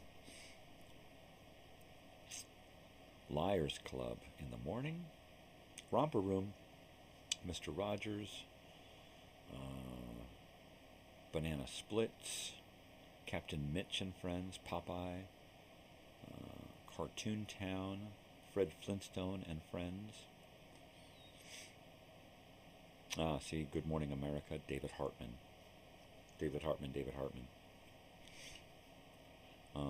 Today, Tom Brokaw.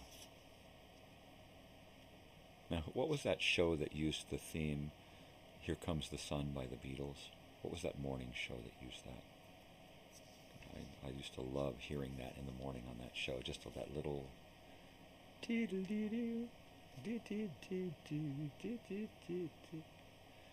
that was great. Film. They must just talk about film. Mike Douglas. With guests Cheryl Ladd, Madeline Kahn, Galena Panow, Alan Bursky.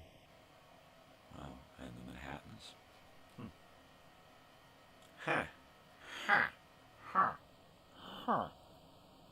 High Rollers, Electric Company.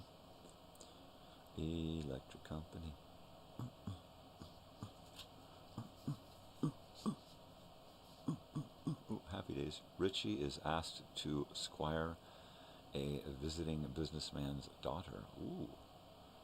Geez, I don't want to. Oh, wow, she's hot. I'll do it. But Richie, I'm your girlfriend. You can't do it. But I got to it. It's a part of my job.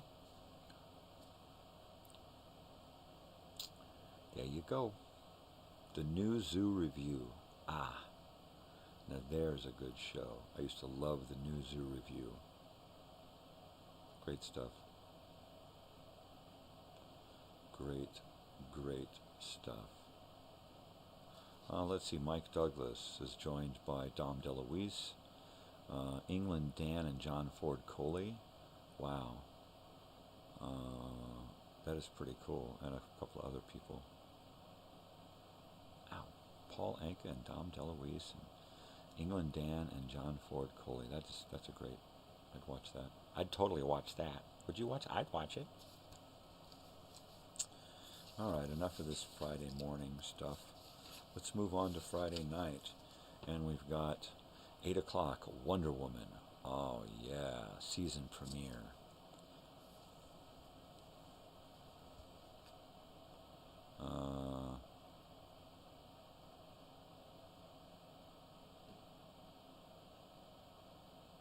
Rockstar kidnapped Wonder Woman whirls into action. Can Wonder Woman find the missing man before the story reaches the papers and the world? I don't know. After that, The Incredible Hulk, because we got superhero mania starting in 1978, right? 2-hour special season premiere. Ooh, the Hulk finds a mate, but his happiness may be short-lived. Wow. It's a Hulk woman? A She-Hulk? Really? Is it a She-Hulk episode?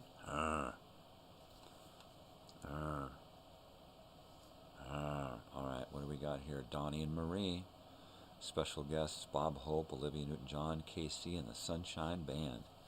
Well, you know, you can't have a night of television without the Donnie and Marie show. I thought they were married. Alright, Bad News Bears comes to television, Friday night movie. I probably saw this on TV back in 1978. Because had I been near a TV back in September 78, yeah.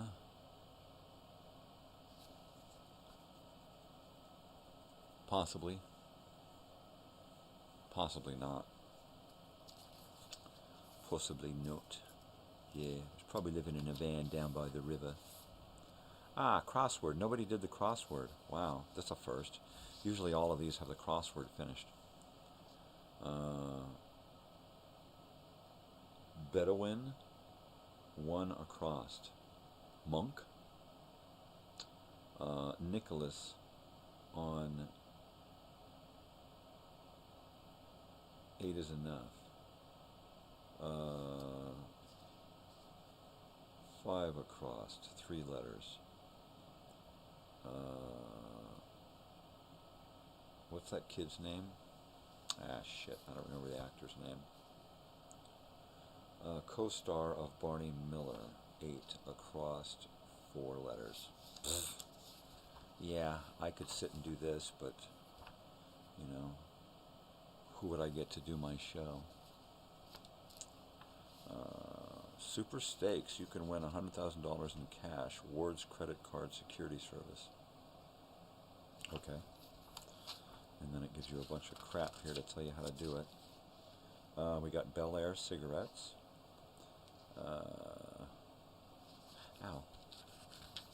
Catalina French dressing. I remember that. I hated it. Some Sears appliances. The special effects guy behind Battlestar Galactica stuff there. Ooh, Curves and Ives, Copenhagen Blue, porcelain mugs, only $3. Trimmed in 22 karat gold. Wow. Those look pretty cool. Entire set of 4 for only $9.96. Treat thy Plymouth well with Champion spark plugs. There you go. Wow. And Richard Hatch and Dirk Benedict cooking on the set of, in the trailer motorhome on the set of Battlestar. Cheerful house cards and gifts, and they've got a great little etching in Krista with Umbrella Kids. Oh, that's cute. Golden Lights. Let's see, anything else? Well, Sally Struthers talks about her child.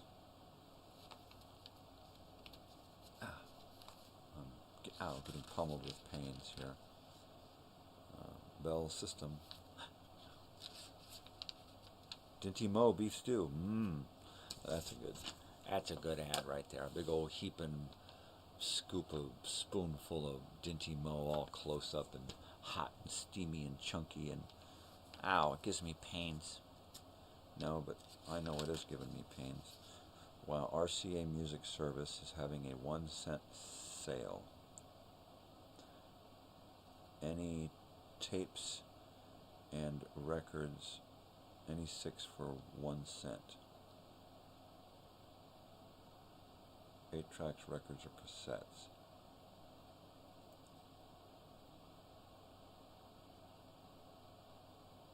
Okay. And this is RCA Music. So this is RCA Record and Tape Club.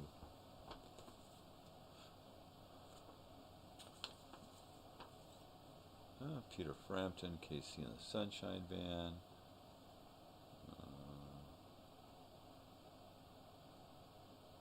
Peter Frampton Live. Some Kiss. Ooh, Love Gun.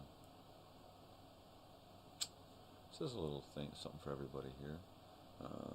Star Wars, Close Encounters. Spy Who Loved Me. So some soundtrack action there. That's cool stuff for Jefferson Starship. Kiss, Rock and Roll All Over. So yeah, we'd probably order a couple of these, man, for 1 cent, and then never pay again, man.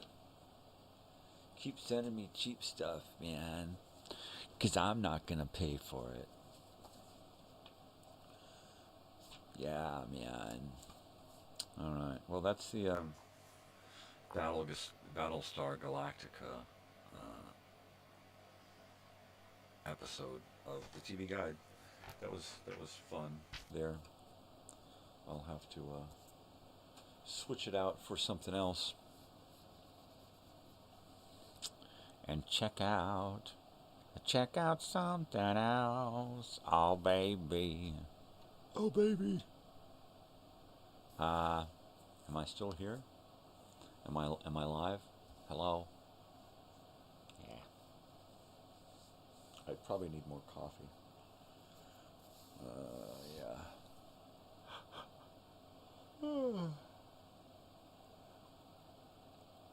Okay. I guess today I'm going to worry about Old Time Radio Show uploading. Right?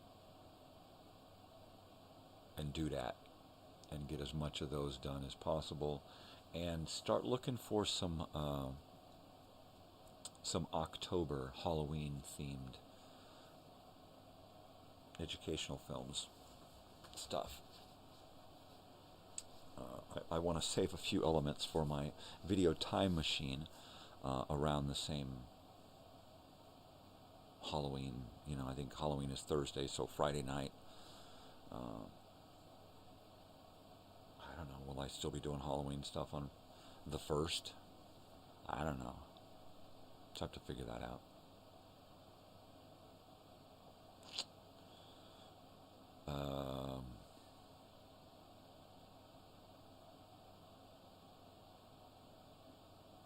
Where the hell did I go?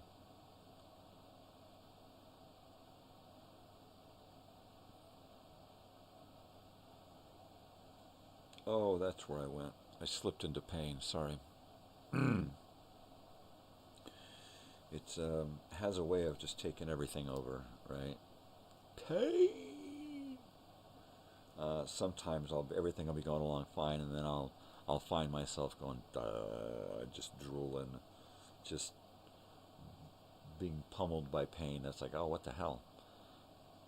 What the hell? I don't even realize that I'm even there. I'm just like in a pain trance, you know, like a pain zombie.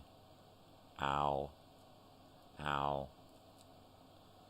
So, yeah, but at least that knife that was poking into my side every so often there stopped. I mean, I kept feeling it like a fucking jab. Ow. Ow. Ow. Somebody had that fucking voodoo doll again, and they were just poking the hell out of me. Ain't that something? Ain't that swell? Leave me the hell alone. Just leave me the hell alone.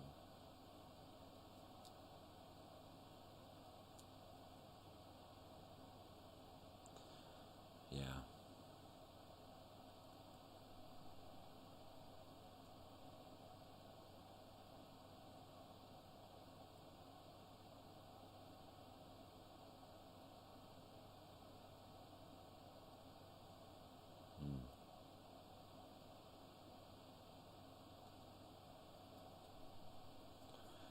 Oh yeah, it took me a second to try to remember what this W here on my hand meant, right? And how long ago was it when I wrote that? Yeah, water the plants, dummy. You gotta do it, just fucking do it. Yes, sir, sorry, sir.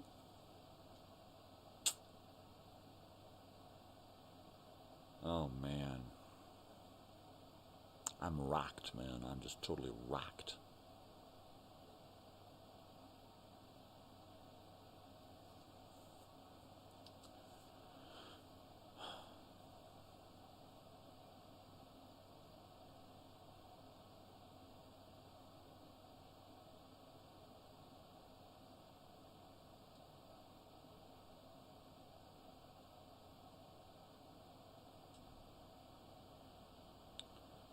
Ow. See, I slipped again. They're always going. Am I drooling? No, I wasn't gone that long this time. Whew. That's good. 'Cause, man, slipping into darkness. Woo-hoo.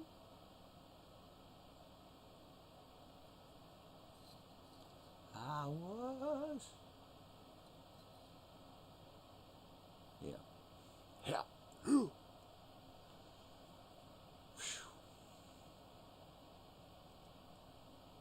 Okay.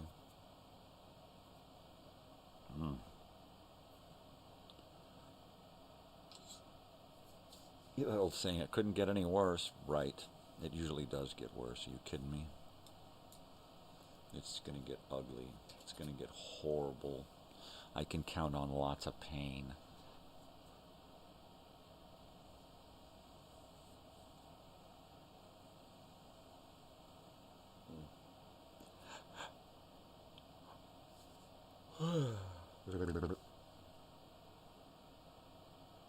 So I got a lot to accomplish before I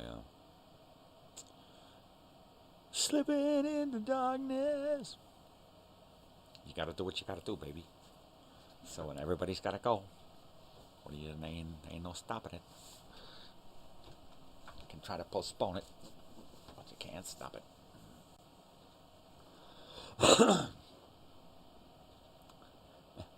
My brother's looking at my little dealie here, and he's like, "Is that Dr. Frankenfurter there?" And I'm like, "Yeah, I got that from Natalie. She let me borrow it so I could put it there." I said, "See that poker chip there? That poker chip on the other corner? That's a Elsinore Sahara Dunes Casino poker chip from the 1980s. I believe that one's $1. It's $1. I'm going to start babbling incoherently and drool on myself here in a minute if I don't deal with this fucking pain.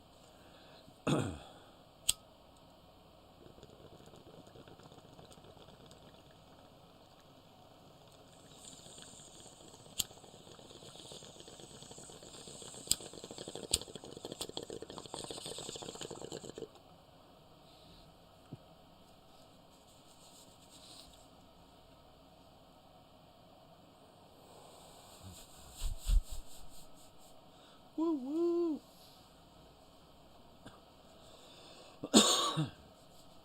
So back to television. I was reading that The Boys by Ron Howard and Clint Howard. And I was reading a Clint Howard portion.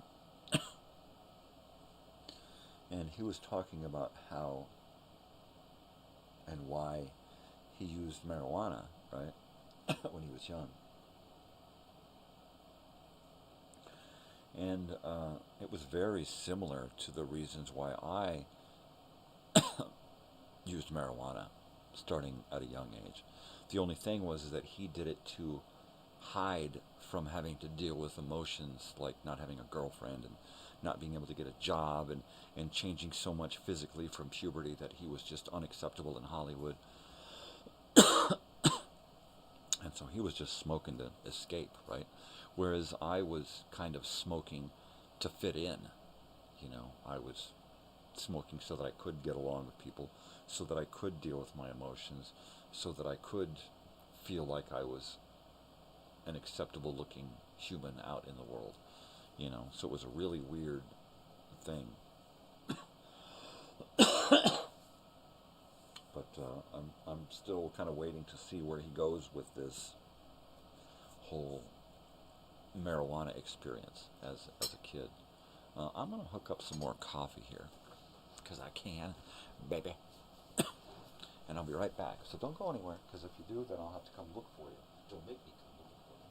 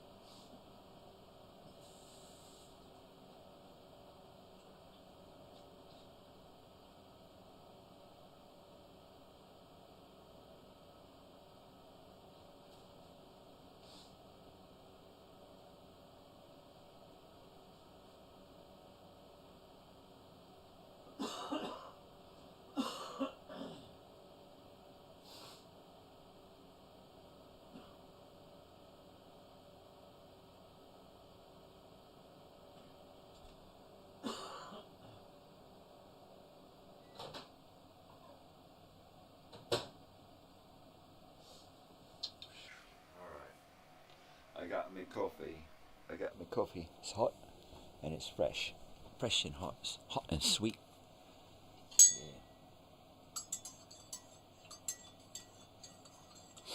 Yeah. Alright, man.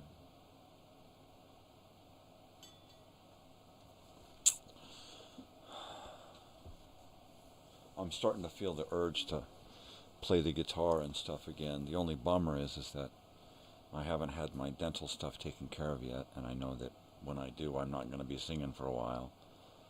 And that's kind of a bummer, because I was hoping to get it done over the summer, and nothing's gotten approved yet. You know, fucking insurance company. It's like waiting to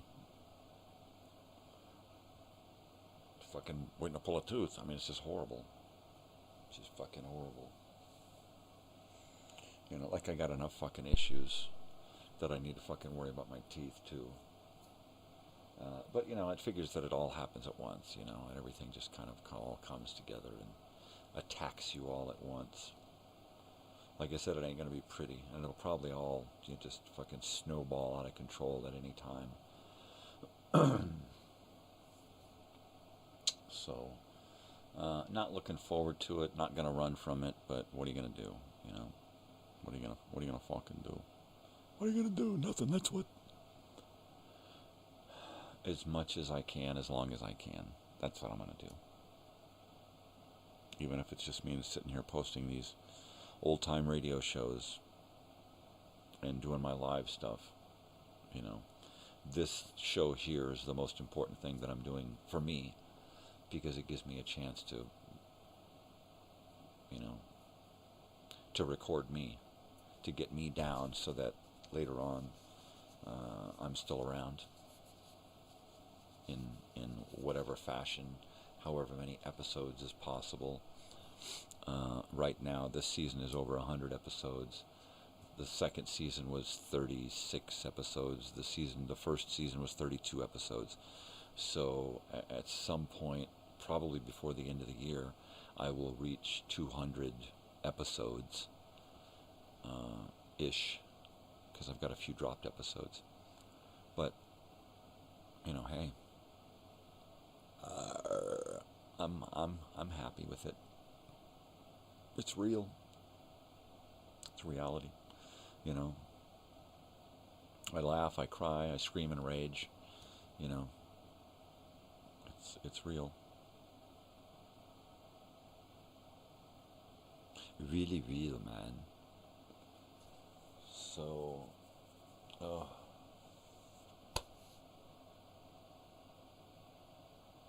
got to start thinking about this concert in October out in Vegas, because it's just like 3 or 4 weeks away. Gosh.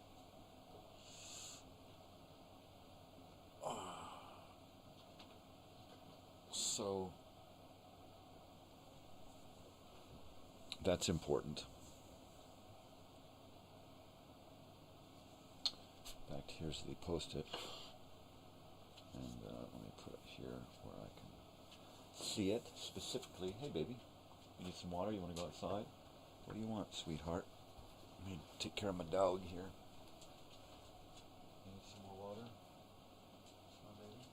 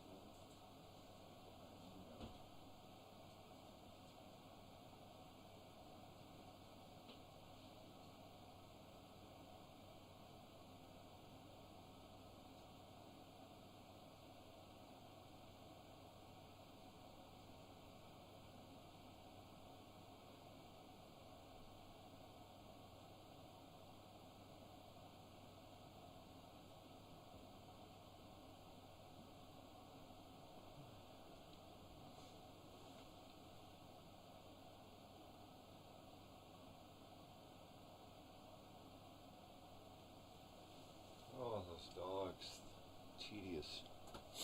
And of course, as soon as I sit down, somebody else will get up. I'm going to change rooms. Well, here's another book here of Wounded Knee. This one is Wounded Knee 73, a personal account by Stanley David Lyman, who I believe was some kind of executive in the Pine Ridge Indian Reservation.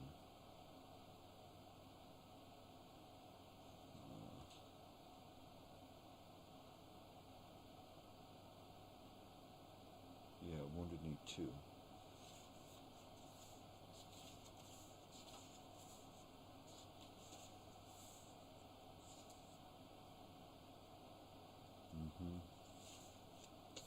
So this ought to be an interesting read.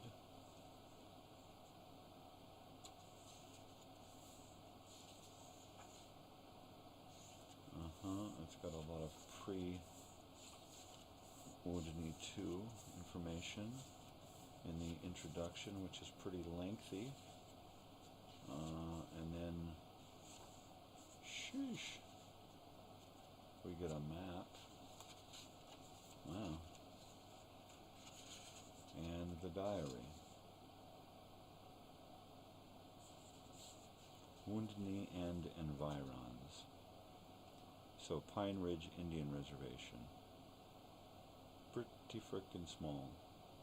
But aren't they always? Pine Ridge, Wounded Knee.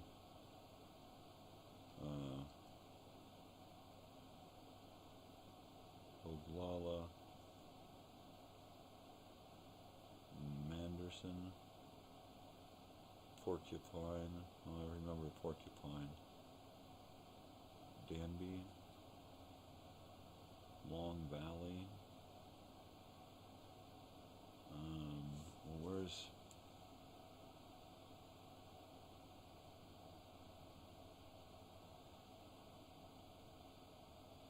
Rosebud?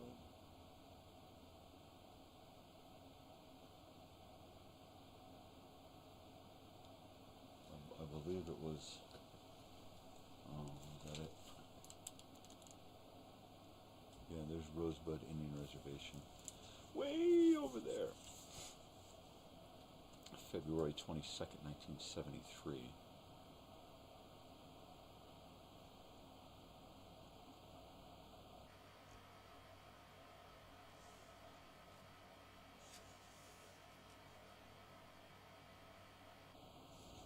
Alright, this ought to be an interesting read, too.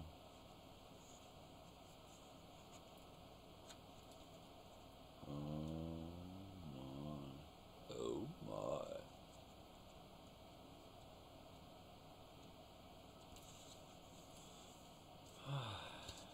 Ain't that keen?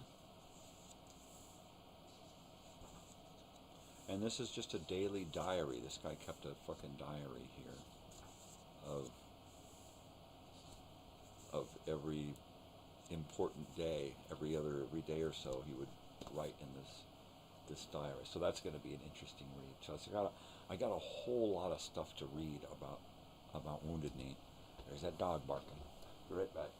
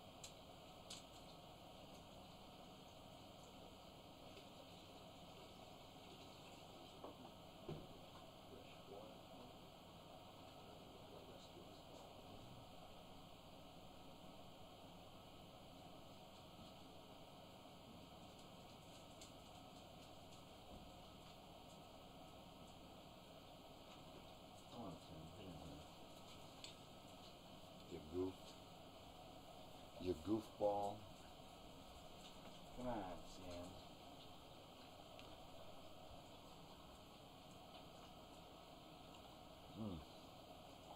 Hot.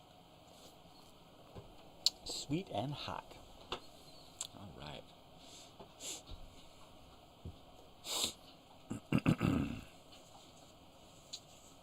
All right. I'm going to grab another TV guide.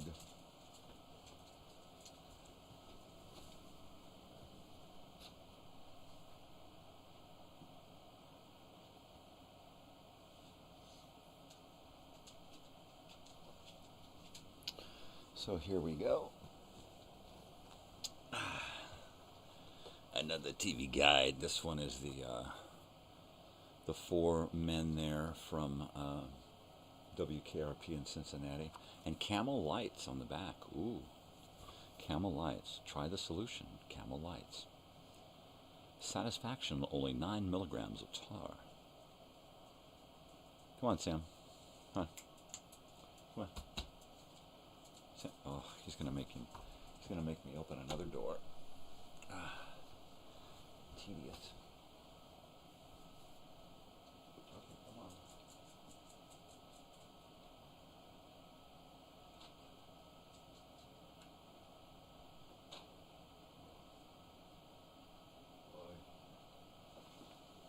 I cannot stand it. Every morning, door open, door close, clickety clack, click clack, click, door open, door close. scratch, scratch. Door open, door close. Close door, open door. Open and close, open and close. It's monotonous. It's frickin' monotonous. Okay.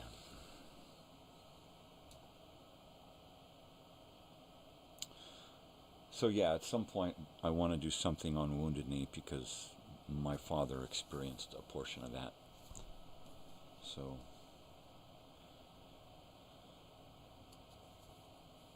let's see, what year is this? This is also of 78, October 21st of 78. So this is the following month.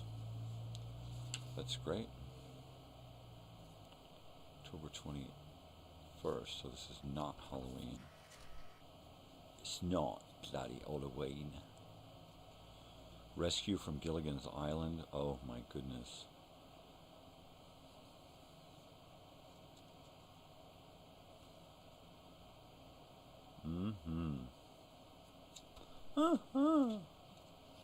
Records and tapes. Ooh, The Wiz. The Stars. The music. Wow. The Wiz. Diana Ross. The Wiz. Soon at theaters everywhere. A big 2-page dealie for The Wiz. I gotta take The Wiz.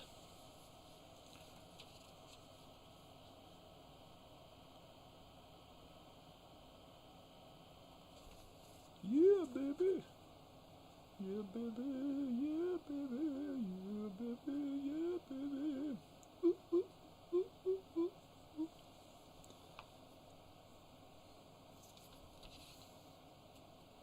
Chevy Monza, 1979. Chevy Monza.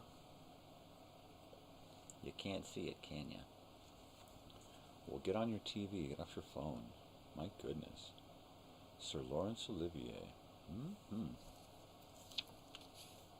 Ah, the Polaroid one-step. Ah, Polaroid one-step. I got one over there. See, there's one.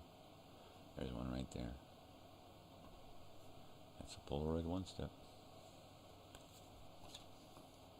I need to try to dig up some film for that. I think I can still find some, possibly.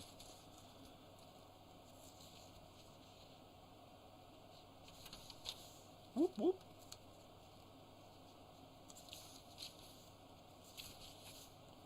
Alright, let's get to all the minutia here of the stuff that, you know what, we never read that stuff. Namath sacked by NBC. Apple Pie also canceled. TV update. Ha! So this is a couple of weeks into this new season, right? A month. I wonder how things are going for some of these new shows. Ragtag Champs, ABC Weekend Special. Gosh. Tall and big men, 30 sleeves to 38 inches. Shoes to 16 EEE. You hear my stomach rumbling? The Cheap Show, tonight at 7:30. Huh. Hee Haw, Firing Line, The Long Search. The Long Search, the religious program, I would imagine. Carter Country. Carter Country, look at that. Right after Welcome Back, Cotter. Escape from Gilligan's Island, of course. We got radio reruns, some more of those. Struggling to make it without a college degree? We'll pick a field here and go to international correspondence schools. Scranton, Pennsylvania. Gosh, and you can learn something to help you in a new field. Stewardess taken for a ride. Jack Cole must bail out a stewardess who's running international errands for the syndicate, but even the mob doesn't know the identity of the mysterious mastermind, Gemini. Sword of Justice, tonight at 10. New series. So is it Gemini or is it Sword of Justice? What the hell's the name of the show? Tonight at 10. Sword of Justice. That's the name of the show. Dak Rambo. Wow. Dak Rambo is one of twins. Dirk Rambo and Dirk and Dak, I think. And they were twins on a TV show back in the 60s, I believe. I'm not familiar with what TV show it was.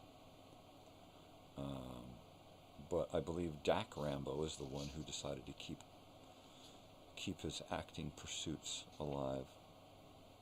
Dak Rambo. I just saw a Dak Rambo movie a little while back. Of course, I don't remember the name of it because it wasn't a real memorable movie.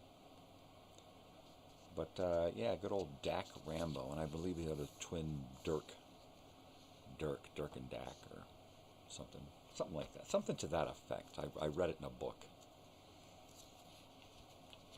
Woo! Pajama Party. A Martian, Tommy Kirk, arrives to pave the way for an invasion, but gets the teenage swing of things, with Annette Funicello. Woohoo! Yeah, baby. That's what I'm talking about, yeah? So we're going to probably have some more football here at some point, right?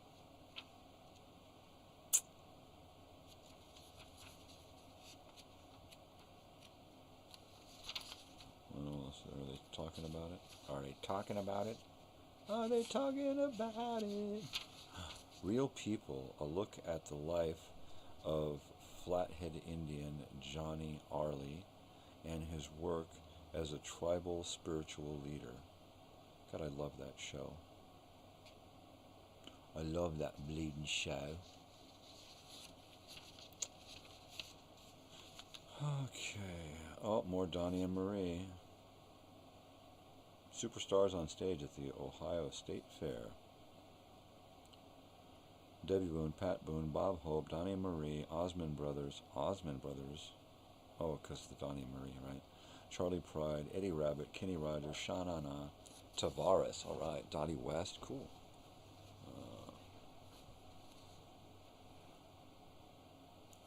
He stopped barking. Hee Haw 10th anniversary celebration. Oh. Alright, I'll be right back. Let me go get Hee Haw out there. Damn dog.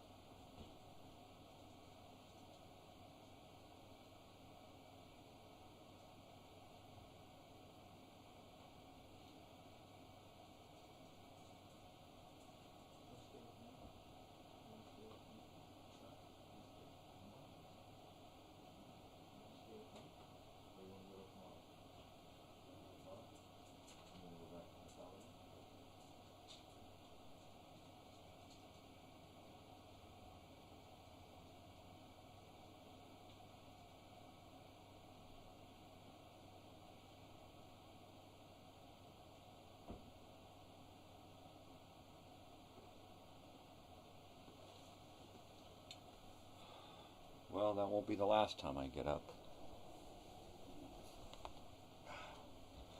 So, of course, I just fall dead right here. Alright, so we're in the 1978 October with WKRP in Cincinnati on the cover. Bonkers, a variety show. The Hudson Brothers welcome Florence Henderson. Yay. All in the Family, and then Alice. Battlestar Galactica. Oh yeah, man, it's scary. It's scary, man. You gotta fight the Cylons, man. Walking Tall, the final chapter. Sheriff Buford T. Pusser stands alone as his enemies waged their most vicious war against him. Bo Svensson stars. That's a good series, those movies. Bo Svensson. He's good. He's good in a lot of stuff that he's in. I just most recently saw him in that story about that pilot, barnstormer pilot guy, Robert Redford. Geez, it's on Netflix right now. I can't remember what the hell it's called. Ask me some other time. But it was a good movie. Like Mom, Like Me, Linda Lavin, Christy McNichol. Althea is 40, separated, ready for a new life with a new man. Only thing is, stands in her way.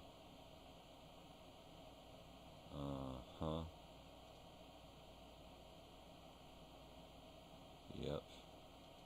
The new man. Yep. Max Gill. All right, I love him. Right? Wojciechowicz from Barney Miller. That's great. It's great. It's good. It's good. It's good. It's good. It's good. It's good. Duchess of Duke Street. Oh. Gemma Jones. One of those PBS things, right? Is it? Yeah, might as well be. Looks like one of those Downton Abbey kind of things. Quality paperbacks for today's Christians. Choose any 4 books for only $1. Gosh. A lot of books. Phil Donahue at 9 a.m. weekdays. Oh, there's that dog again. Oh, got out on his own. That means somebody's awake. La-da-dee, la-da-dum, la-da-dee-da-da-dum, la-da-dee-da-dum. Be an angel and give a low-cost gift subscription to TV Guide. Wow. I wonder if I mail this in, will somebody just go, what the hell, man? This ain't their box anymore. NFL football, Houston Oilers at the Steelers, Pittsburgh. All right. That means absolutely nothing to me. But I thought I'd mention it. World Evangelism Special, 1978. Yeah, baby. There you go, Mary Tyler Moore. The Tap Dance Kid.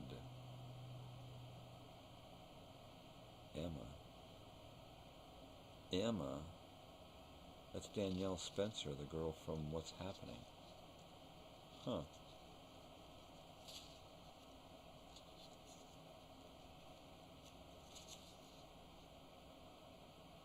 Oh, she wants to be a lawyer, and the other little boy, he wants to be a dancer.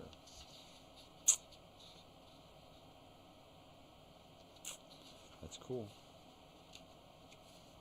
That's cool, baby. That's cool. That's cool, baby. Ow. Oh. Newlywed Game, dating game. Bakersfield. Ah, Bakersfield. See? Now we know. This is one of those Central California deals. The True Story of Donner Pass, Survival. Donner Pass, The Road to Survival. 9 p.m. tonight with Diane McBain, Robert Fuller, Michael Callan, Andrew Prine. And there we go. The Donner Pass. We used to drive by there all the time when I lived in Mammoth. Totally. There's a lot of ghostesses there. A lot of ghostesses. Of people half-eaten. Ooh, a Dan Haggerty movie. Desperate Woman. Gosh.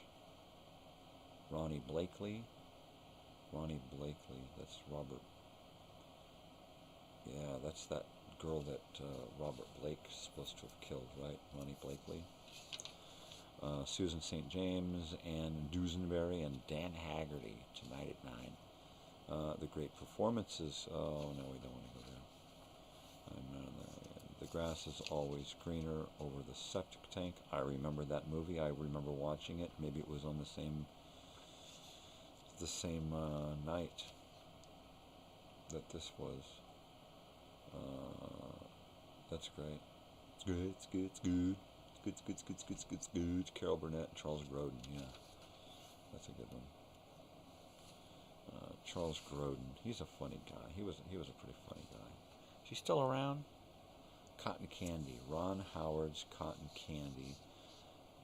Charlie Martin Smith, Clint Howard, Manuel Tadilla, Dino Schofield, Mark Wheeler, Kevin Miller.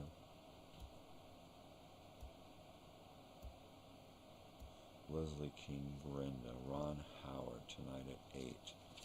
So, 78. So is this the movie that he wrote, co-written, directed and co-written by Ron Howard? 1978. Cotton Candy. So I'm going to have to check this out. This should be coming up in the book there pretty soon. Because this is about the time that he's going to start thinking about his exit from Happy Days there. Good old Happy Days. Happy days are here again. Da da da da da da da da. Da da da da da da.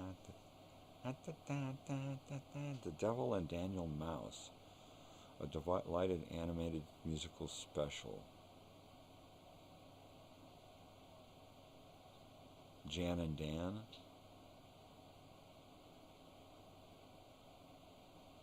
Jan and Dan, a folk singing team, suddenly lose their jobs and inadvertently sign a contract with the devil. Can Dan come to her aid? Oh, I see. It's a little mouse animated movie. The Devil and Daniel Mouse. I get it. Probably a play on another movie, something, right? The Magic of David Copperfield. Ooh, David Copperfield. Not to be confused with Doug Henning. Hi, I'm Doug Henning. How are you? I'm Doug Henning. The Magical World of Doug Henning. No. Totally. World War II GI Diary. My father would be watching that. Soap Factory Disco. Ooh, ooh. Nice. Midnight Special. Here we go. Paul McCartney and Wings. Cheryl Ladd. Cheryl Ladd. Little River Band. Cheryl Ladd. What the hell was she doing on that show? Tap dancing? Anne Murray. Exile. Ooh.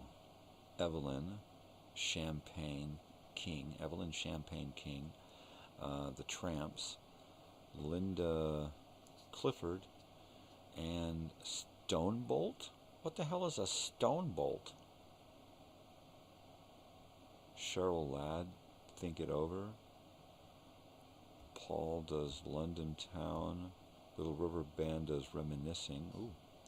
You Needed Me by Anne Murray. Huh, that's nice to give you the songs they do. That's interesting. But, oh, somebody did the crossword puzzle on the back of this one here. They didn't do them all. They couldn't get 47 across or 52 across. So what's 47 across?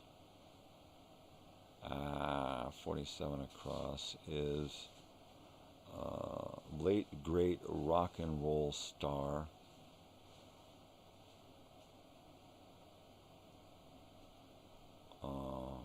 Bopper? No, that ends with an O and it's 5 letters.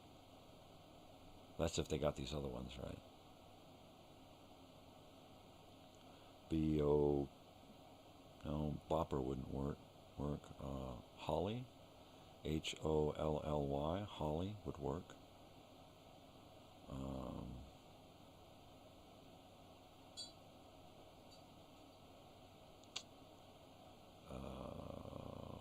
Let's see. Richie Valens. No, that wouldn't work. Late great rock and roll star. I don't know, man.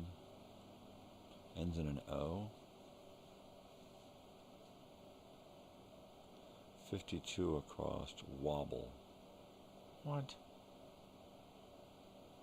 6 letters. Ends in NR. Ah, jeez. I don't get a 56 across. Star of Battlestar Galactica. Green, of course. Well, you've got Army Reserve opportunities here. So be sure to send in this card, find out about it. We'll make you a mechanic in your spare time on the weekends. You can be a reservist. Gary Sandy from WKRP in the back of this one. Velveeta recipes. Kraft Velveeta. Safola has no cholesterol. Safola margarine. Yay. Alright. Allstate life insurance. Well, gee, the kid's going to do all that. You better. My goodness. Shave your legs with Good News Gillette. As I cough up a lung cookie, I'll tell you about Saratoga 120 cigarettes. Yummy. I bet those taste like burning feet. Let's see. Ooh, look at the size of that General Electric television. Look at that. The guy standing next to it. That's bloody huge. Wow. Oh, that's because he's standing way behind it. 25-inch diagonal console. That ain't real big. It's got to be bigger than that. It's got that machine, that VCR machine there next to it that looks like the size of a, well, geez, looks like the size of a suitcase. It's like a Samsonite. Oh my God, Puerto Rican rums. Puerto Rican rums. Animal chairs. And that's it, a Buick. We got a Buick at the end. Camel lights. Spark up a stogie, baby. That's what I'm saying. Is it a ruckus? I can't have a ruckus because I'd like to. It makes me hungry when I hear a ruckus. It's a ruckus. It's a raucous ruckus. Yeah, baby. Ah, coffee. Ah.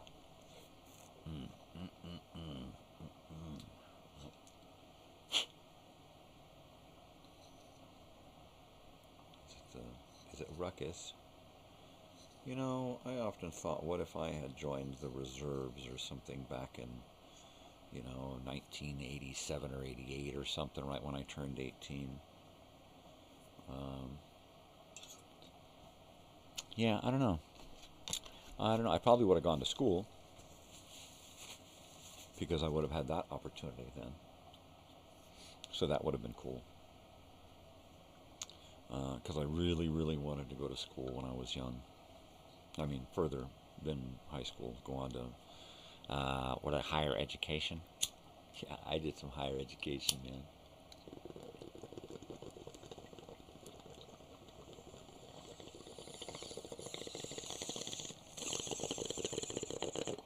Anyways, man, I'm gonna warm up my coffee, man. I'll be right back, guys. Don't go nowhere, man.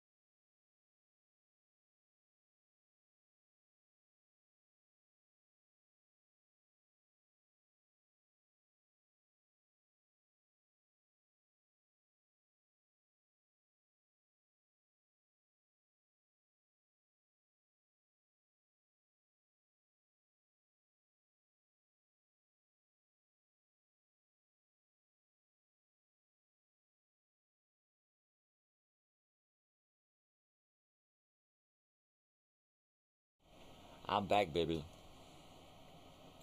I'm back. I'm running on fumes, but I'm back. All right. Yeah, when you only get 3 hours sleep at night, it's kind of hard to get it together.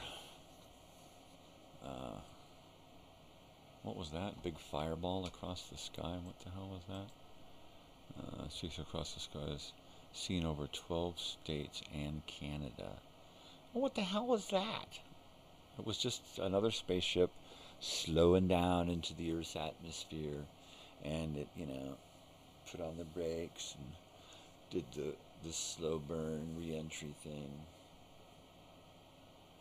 And then it just disappeared, huh? Poof. It was gone.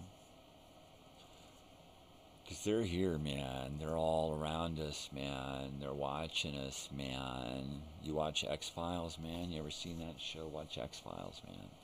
Before it got too heavily dramatized, man. They were holding on to some truth, man. Of course, they had a lot of, truth and disclosure in the whole series. Even in the rebirth of the series, they tried to do it again,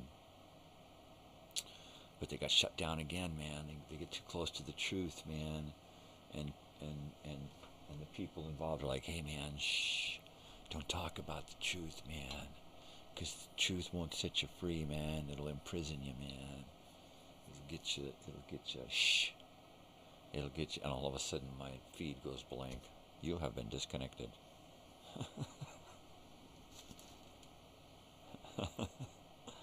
Oh, he's getting too weird. Cut him off, cut him off. The algorithm, the good old algorithm out there,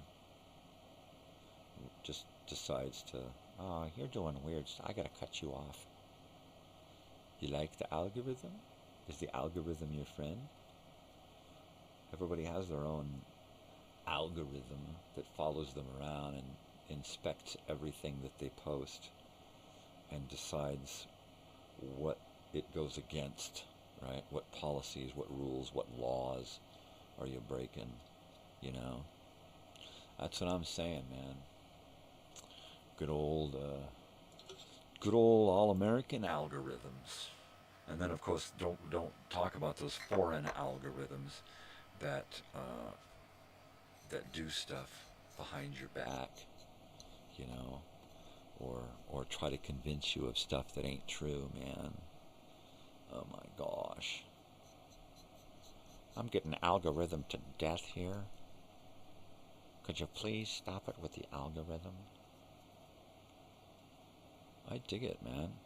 Me and my algorithm. That's what I'm gonna write a book. You and your algorithm. How to get along in the modern world of social media and algorithms.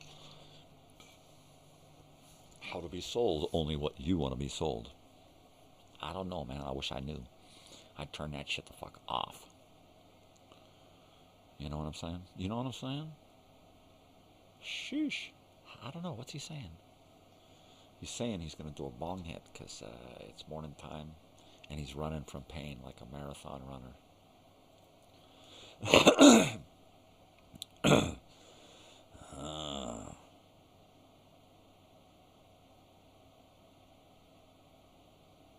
Yeah. The long distance runner.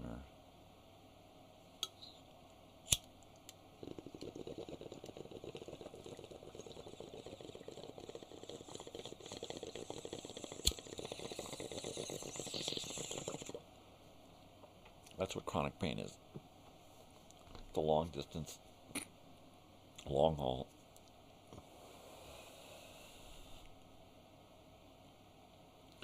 Ain't ever gonna get fixed.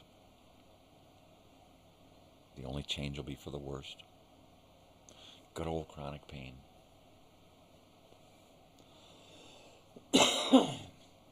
Among other things.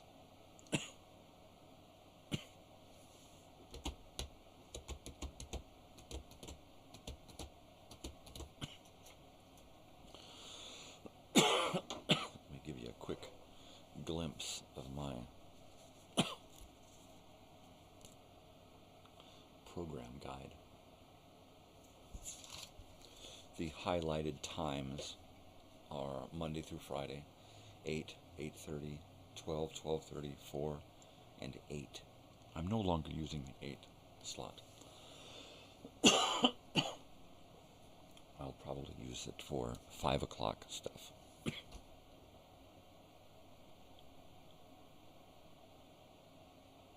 Totally. Boy.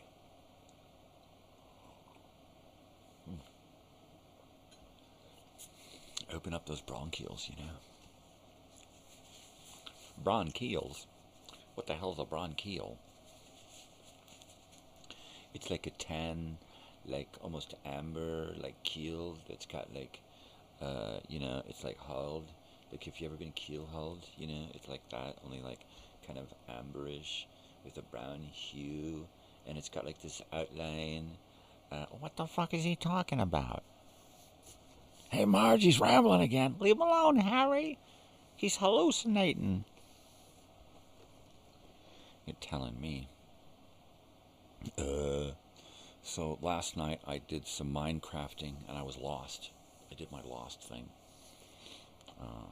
The next time I jump in there, I'll probably be working on a house to keep myself from being scared. And then I'll do some exploration. I'll build a staircase up into my mine hallway that'll take me up into, and I'll go out in every direction from inside the mountain so that I can come down and exit and be safe, and then come back and put a bed down there and a bed up there, so I can always, you know, that's another thing, I gotta make another bed. But, you know, so I've been playing around with that. I've also been doing t-shirt stuff, so I'm going to be raising money to come up with some t-shirts so that I can have people wearing the t-shirts so that they'll be easier to not sell, but exchange for donations. Because that's what we're doing. We're putting donations together for a party, and I'm going to have to sell a lot of t-shirts.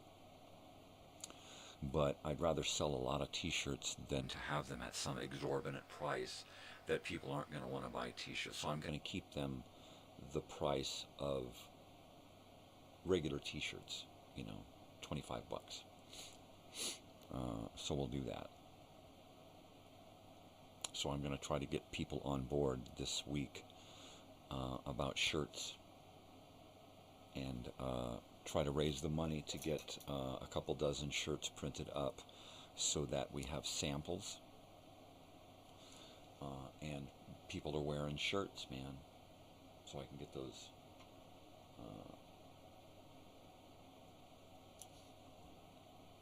get those commercials and advertisements going to help the party. Yeah. So that'll be cool. Anyways, what else have we got going on this week? Video-wise, we have got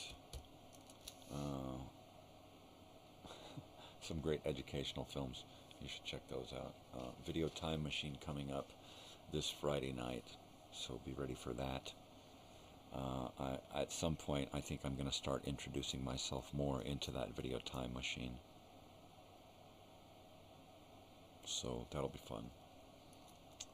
And we'll look into that. I've got to get some video transferred. I've got to get some kind of program that allows me to transfer stuff from my Apple phone onto my Windows computer. So some kind of codecs thing. I don't know. I'm not familiar with how to do that shit, so I'll have to wing it and figure it out. So there's that. Books on tape.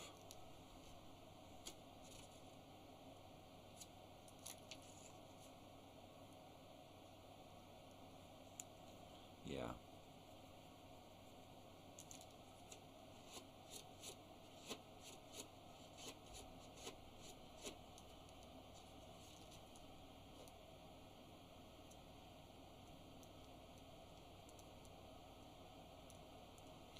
Gotta find some more audiobooks so I can listen to books while I'm doing other stuff.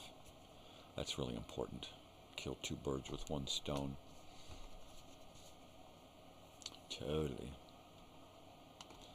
How the hell are ya?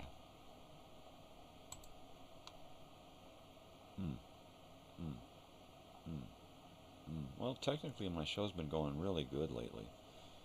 I've had very few dropped frames, if any at all. I hear that the sound in the video is okay. So from a couple of different viewers, thank you so much. And overall, I don't feel like I'm having any issue. I haven't had to do a reinstall or anything like that lately, which is usually every couple of weeks. So, you know, knock on wood, right? But it'll probably happen now. Now that I've let the Pandora's box open and talked about it.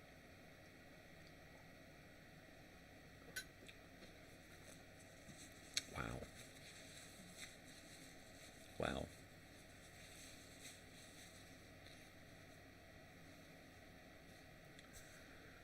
So let's see, what else are we gonna do? We'll do some uploading, we'll do some re-editing, and then re-uploading of my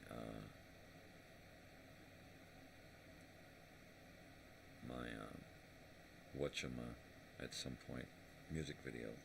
As soon as I get the feedback on the checks, because there were some melody claims, and it has nothing to do with anything, so I had to say, "Now this is original. You need to stop that shit." So hopefully that is going to be cool, and I can do that kind of stuff, and get that dealt with. And then what else have I got going on? I've got to do some things outside, so I really need to get the show running on that. Hi, Bessie. How you doing, big girl? Huh? Want to come lay down? Come on, baby. Come on, baby. You can come up here and sit with me. Come on. Come on. Come on, baby. Come on. Come on. Let's go, baby. You're a good girl. Come on. You're okay. Come on. That's a good girl. Yeah. Come on. Come on, baby. Come on. You're a big girl. Yeah. You're a big girl. There she is. Hi, big Bessie. Come on. Come on. Come on up in the chair. Come on up in the chair, big Bessie face. Big Bessie face. You don't want to get up? You want to just stare at me like a sphinx? Come on. Come on. Okay. Whatever you want to do, you kook. You're a kook. Kook, kook, kook, kook, kook, kook, kook, kook, kook. You know it, and it's okay. I know it, and it's okay. You can be a kook. It's okay to be weird, man. It's all right. It's okay. Now she's scratching. She's a scratcher. Okay. So yeah, cash check or money order to P.O. Box, yada yada. I'm gonna have to put a graphic together that I can share with people.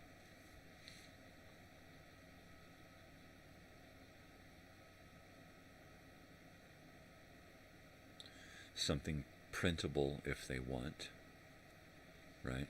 Something with the shirt designs, and then, you know, here's the shirt design number, number 01, number 02, yada yada yada,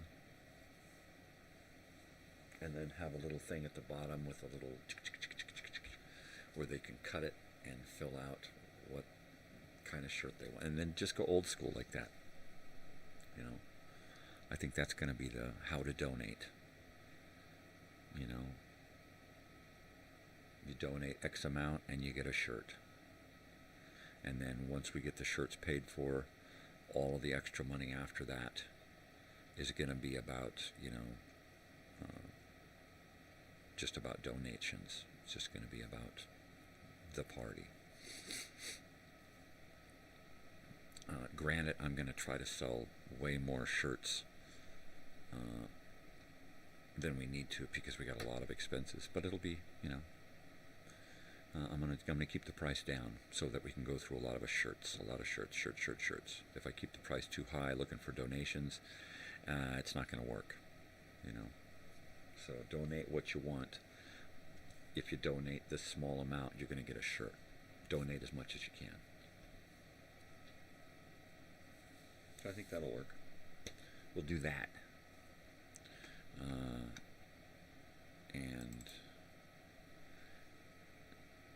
And see how it goes. The shirts, I think, are going to be appealing. So all I can do is hope that people are going to want to buy the shirts. That's it. That's it. That's all, baby.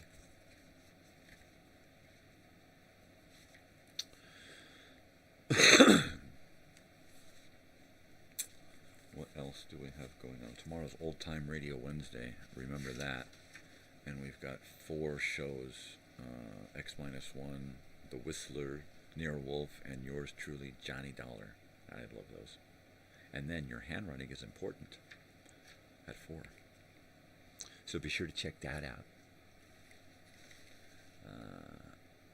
God, I want to try to finish this book tonight. So, yeah, I'll probably take it easy from stuff if I can. And get that, I hear a ruckus. Try to get that done, knocked out, bada bing, bing, boom. Yeah. Aw, that's spectacular. That's spectacular. Oh, yeah. Yeah. All right, there is my closing. I'm going to get it set up here.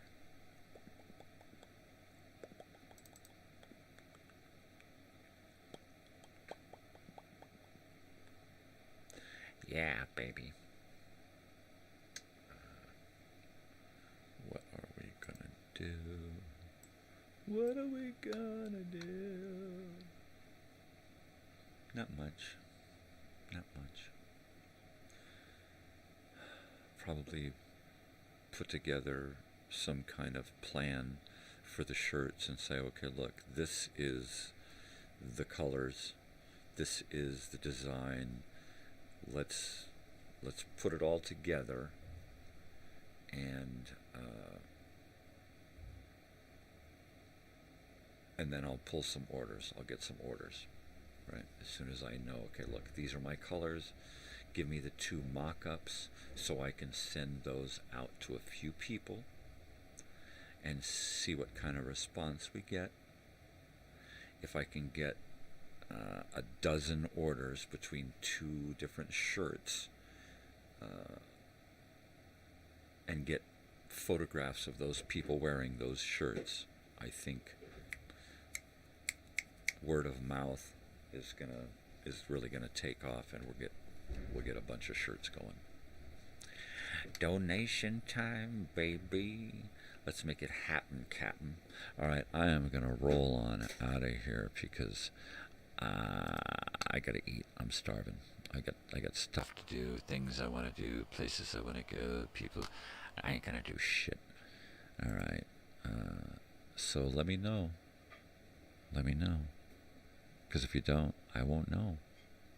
All right, people, take care. Love you. Be good.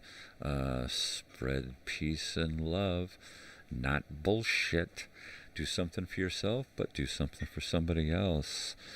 But most especially, stay weird. Love you all. Adios.